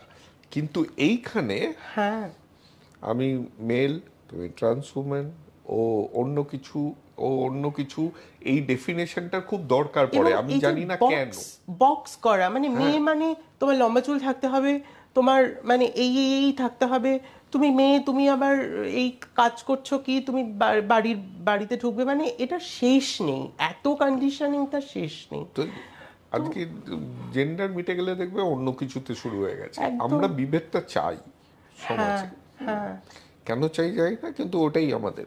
এবার লাস্ট কোয়েশ্চেন, এটা খুব মানে আমার একটা বিরাট প্রশ্ন, কারণ আমি thoroughly confused.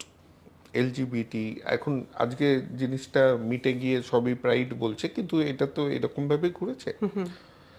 Lesbian, sexual preference, তাই তো, এক মহিলা আর এক মহিলার সাথে sexual interaction. Gay, sexual preference. Bi, sexual preference. T is a gender, right. এটা কোনো প্রেফারেন্স নয়, এটা জেন্ডার আইডেন্টিটি, এটা রিয়ালিটি। এইখানে প্রেফারেন্স, তাই তো। এই চারটে একসাথে জুড়লো কিভাবে? টি, why should T get into a preference, optional preference thing? T is mandatory. তুমি আজকে যদি ট্রান্সফর্ম নাও হতে, যেটা বললে অনেকে হতে পারে না, তাহলেও কিন্তু তুমি তাহলেও তো থাকতে। আমি ট্রান্সই। এটা জাস্ট আমার মানে বাহ্যিক অ্যাপিয়ারেন্সের ক্ষেত্রে আমি এই স্পষ্ট বার্তাটা হয়তো সবাইকে দিতে পারছি যে আমি ট্রান্স। আমি বলছি না একটা লেসবিয়ান একজন পুরুষের সাথে করলে সে লেসবিয়ান থাকে না, কিন্তু সে অ্যাবস্টেন করতে পারে। একটা পুরুষের সে মানে পুরোপুরি একটা থেকেই সরে যেতে পারে, হ্যাঁ সেটা তার চয়েসে আছে। হ্যাঁ। এখানে তোমার চয়েস নেই, তুমি চাইলেও তুমি কখনোই পুরুষ হয়ে যেতে পারতে না না। না না। এটা তোমার মানে কোথাও থেকে একদম তোমার উপরে এসেছে, তোমার জন্ম থেকে এসেছে ন্যাচারাল। চয়েস নয়, চয়েস মানে অ্যাবস্টেন করার চয়েস আছে। হ্যাঁ মানে আমি বলবো না বা আমি গোপন রাখতে পারি। আমি সেক্সুয়াল অ্যাক্টেই ঢুকবো না। হ্যাঁ অনেকে কিন্তু আছে হ্যাঁ, ব্রহ্মচারী বলতো যাদের হ্যাঁ, এখন গে ব্রহ্মচারী যদি ধরি তাহলে সেরকম ভাবে ধরতে গেলে সে তো ব্রহ্মচারী। হ্যাঁ, তো এবার কথাটা হচ্ছে সেখানে সরে থাকার জায়গা আছে, হ্যাঁ সেটা ট্রান্সদের তোমাদের নেই। না, মানে এক্সিস্টেন্সটাই বলে দেয়। হ্যাঁ, এইখানে হওয়াটার চয়েস নেই। না। আবার বলছি, কারণ আবার বিতর্ক যাতে ঠিক, সৃষ্টি ঠিক। না হয়, হওয়াটা সেটা রেকগনাইজ করে সেটা থেকে সরে থাকার ব্রহ্মচারী ওই ঋষি পুরু এইসব অনেক কিছু হয় না সেই রকম ভাবে যে হ্যাঁ। আমি সারা জীবন কোনো সেক্সুয়াল অ্যাক্ট করলামই না। কিন্তু তুমি জেন্ডার চেঞ্জ না করলেও, তুমি ট্রান্সই, নাম অচিন্ত থাকলেও তুমি অনুপ্রভা ট্রান্স থাকতে, একদম। তাই না? তাহলে এই চারজনের প্রবলেম এক নয়, এক নয়। এইটা না কিভাবে মানে আমার মনে হয় আবারও যেহেতু এই যে এখন আমরা সোশ্যাল মুভমেন্টের আকারে যেহেতু এলজিবিটি এই ব্যাপারটাকে নিয়ে আসি, এটা যেহেতু পাশ্চাত্য থেকে এসছে, ওদের কিন্তু ট্রান্স এই মানে আমাদের এখানে যেরকম জেন্ডারটার অনেক কি বলবো অনেক সামাজিক স্বীকৃতি আছে, সেক্সুয়ালিটিটাকে ততটা আমাদের সমাজ কিন্তু স্বীকৃতি দেয় না যতটা জেন্ডার এই বিষয়টাকে দেয়। ওদের ক্ষেত্রে কিন্তু আবার সেক্সুয়ালিটিটা অ্যাকসেপ্টেড, কিন্তু যতটা আমি বুঝেছি বা স্টাডি করেছি, কিন্তু জেন্ডারের ক্ষেত্রে ওরা মানে ট্রান্সটাকেও ওরা ওদের টার্মগুলো অদ্ভুত, মানে লেডি বয় বা শিমেল, যদিও এগুলো সেক্সুয়াল অ্যাক্টের উপরেই ডিপেন্ড করে, কিন্তু ওদের কালচারটা আমি বলতে চাইছি অনেক বেশি সেক্সুয়ালিটিটাকে বোঝে। আর এবার যেহেতু ওইখান থেকে আমাদের এখানে এসছে, আর যেহেতু আমার মনে হয় জেন্ডার আর সেক্সুয়ালিটির একটা মানে সম্পর্কও আছে। হ্যাঁ, কেন বলছি সম্পর্ক আছে, কারণ আমাদের সমাজে এখনো তো অবধি ধরে নেওয়া হয় যে আপনি সিসজেন্ডার মানে আপনি হেটেরোসেক্সুয়াল হবেন, মানে সিসজেন্ডার ভুল ধরা হয়। এটা কিন্তু আমাদের কোনো জায়গায় মানে যত দূরে লিটারেচারে যাই, হ্যাঁ, কোথাও বলা নেই না, কিন্তু সামাজিকভাবে এটার কারণ মেজরিটি নাম্বারস, এটা তো কোনো ডেমোক্রেসি ভোট হচ্ছে না যে মেজরিটির উপরে আমরা রুল দেব। আরেকটা কারণ বলে আমার মনে হয় কিন্তু 377 ওইটা থেকে আইন আসে। আমরা ইন্টারফেয়ার করি লোকে বেডরুমে কি করবে, এটাই তো আমার মানে আমার প্রশ্নটা এইখানেই, কি দরকার এই নিয়ে আইনটা হওয়ারও কি দরকার, এবং সেই আইনটা ভাঙার জন্য লড়াইটারও কি দরকার, এবং তার উপরে লোকে পলিটিক্যালি এমন মোটিভেটেড হয়ে যাচ্ছে যেখানে হচ্ছেই না জিনিসটা। হ্যাঁ, যেহেতু 377 মানে ব্রিটিশরা নিয়ে এসেছিল, তারপর সেখানে বলা হয়েছিল যে পেনোভ্যাজাইনাল সেক্স ছাড়া any kind of sexual activity is illegal. মানে সেখানে সিসজেন্ডার মানুষও যদি একটা কাইন্ড অফ সেক্সুয়াল অ্যাক্টিভিটি ছাড়া তারাও অন্যরকমভাবে এক্সপ্লোর করতে চায়, সেটা কিন্তু ইলিগাল। এবার যারা এনেছিল হ্যাঁ, তারা কিন্তু তাদের দেশে, আমাদের দেশে ব্যান, তাদের দেশে এইসব জিনিসের ভিডিও ব্যান নয়। আমাদের দেশে লোকে দেখে কিন্তু ব্যান, ঠিক ঠিক।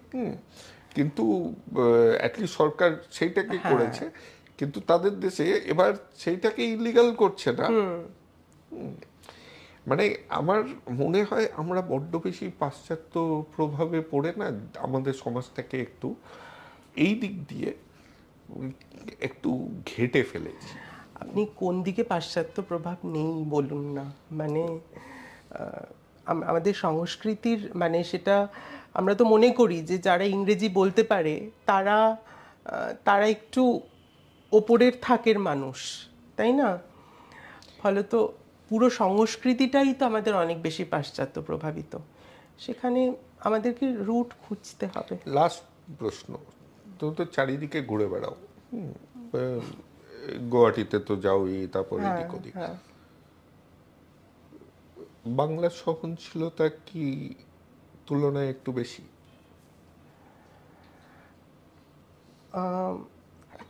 বাংলা এবং আমার মনে হয় এই ইস্টের দিকে মানে আসাম অবধি এই জায়গাটা একটু একটু অন্যরকম, মানে নর্থের থেকে আমার মনে হয় এখানকার মানুষরা একটু বেশি সহনশীল, একটু বেশি সেনসিটিভ, রিসেপটিভ।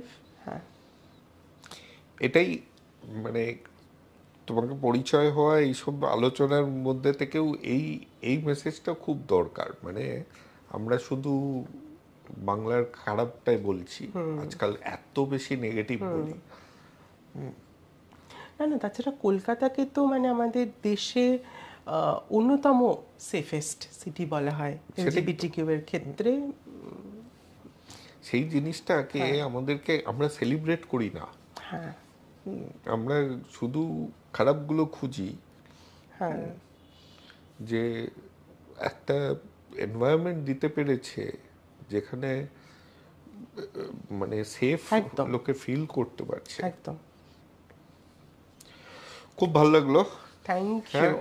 অনেকক্ষণ ধরে কথা হলো। সরি বোর হয়ে গেলে, তুমি তো না মাঝে না মাঝে না, আমারও মাঝে মাঝে বোর হয়ে যাও, সেটা তো শুনলাম। তো থ্যাংক ইউ। মানে এই ধরনের পরিসর তো এখনো অবধি খুব কম, আমরা যে খুব কথাবার্তা বলি, খুব ওপেনলি কথাবার্তা বলি তা নয়।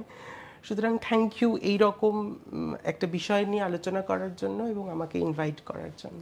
এই যে প্রশ্নগুলো করার অধিকারটা দিয়েছিলেন এটাই অনেক। কারণ যে জায়গাটা আমি সাধারণত দেখি, আমি কিছু টকসেও তো বসি, লোকজন এত মুখে হ্যাঁ হ্যাঁ দারুণ দারুণ, কিন্তু মনে ঘৃণা নিয়ে বসে আছে। হ্যাঁ, এবং উল্টো দিক দিয়েও প্রশ্নও তারা করতে দেবে, প্রশ্ন করলে অফেন্ডেড ফিল করে যে একটা লোক জানতে চাইছে, হ্যাঁ তখন কেন তুমি জানতে চাইলে। হ্যাঁ, এই জিনিসটাও হয়, মানে দুই দিকেরই একটা মিসম্যাচ আছে। কিন্তু তোমার সাথে কথা বলে সেই মিসম্যাচটা অনুভব একেবারেই করলাম না। কারণ এরকম প্রশ্ন না করলে আমাদের যারা দেখছেন তারাও তো বুঝবে না, তাদের মনেও তো প্রশ্ন জাগে। এর মধ্যে হয়তো কমেন্টে কিছু প্রশ্ন হলে আমি জানাবো, তার উত্তরগুলো তাহলে দেওয়া যাবে নিশ্চয়ই। লাস্ট ওইটা ক্যামেরা, ওকে, এটা হচ্ছে আমাদের স্বার্থপরের মতন। আমাদের চ্যানেলে একটু সাবস্ক্রাইব করতে, তুরি বাংলা। আচ্ছা, তুরি ফিল্মস হচ্ছে চ্যানেল, আর প্লেলিস্টটা হচ্ছে বাংলা। আচ্ছা, হ্যাঁ, তোমাদের যে ফলো করে তাদেরকে একটু নিশ্চয়ই। আপনারা যারা দেখছেন এবং শুনছেন তারা প্লিজ এই তুরি বাংলা, যারা খুব ভালো কাজ করার চেষ্টা করছেন এবং মানে এই রকম বিষয়ও তো নানান রকম যে বিষয়, এই বিষয়গুলোকে নিয়ে কথা বলা এবং আপনাদের কাছে পৌঁছে দেওয়া, আপনারা যদি সাবস্ক্রাইব করেন এবং লাইক বা শেয়ার করেন তাহলে নিশ্চয়ই এই চ্যানেলের যে পরবর্তী প্রোগ্রামগুলো সেগুলোও দেখতে থাকবেন এবং আমার ধারণা আপনারা এনজয় করবেন। অনেক অনেক রকম নতুন নতুন জিনিস জানতে পারবেন, অনেকগুলো দিক খুলবে। সুতরাং প্লিজ সাবস্ক্রাইব করবেন এবং আরও ছড়িয়ে দেওয়ার চেষ্টা করবেন। Thank you.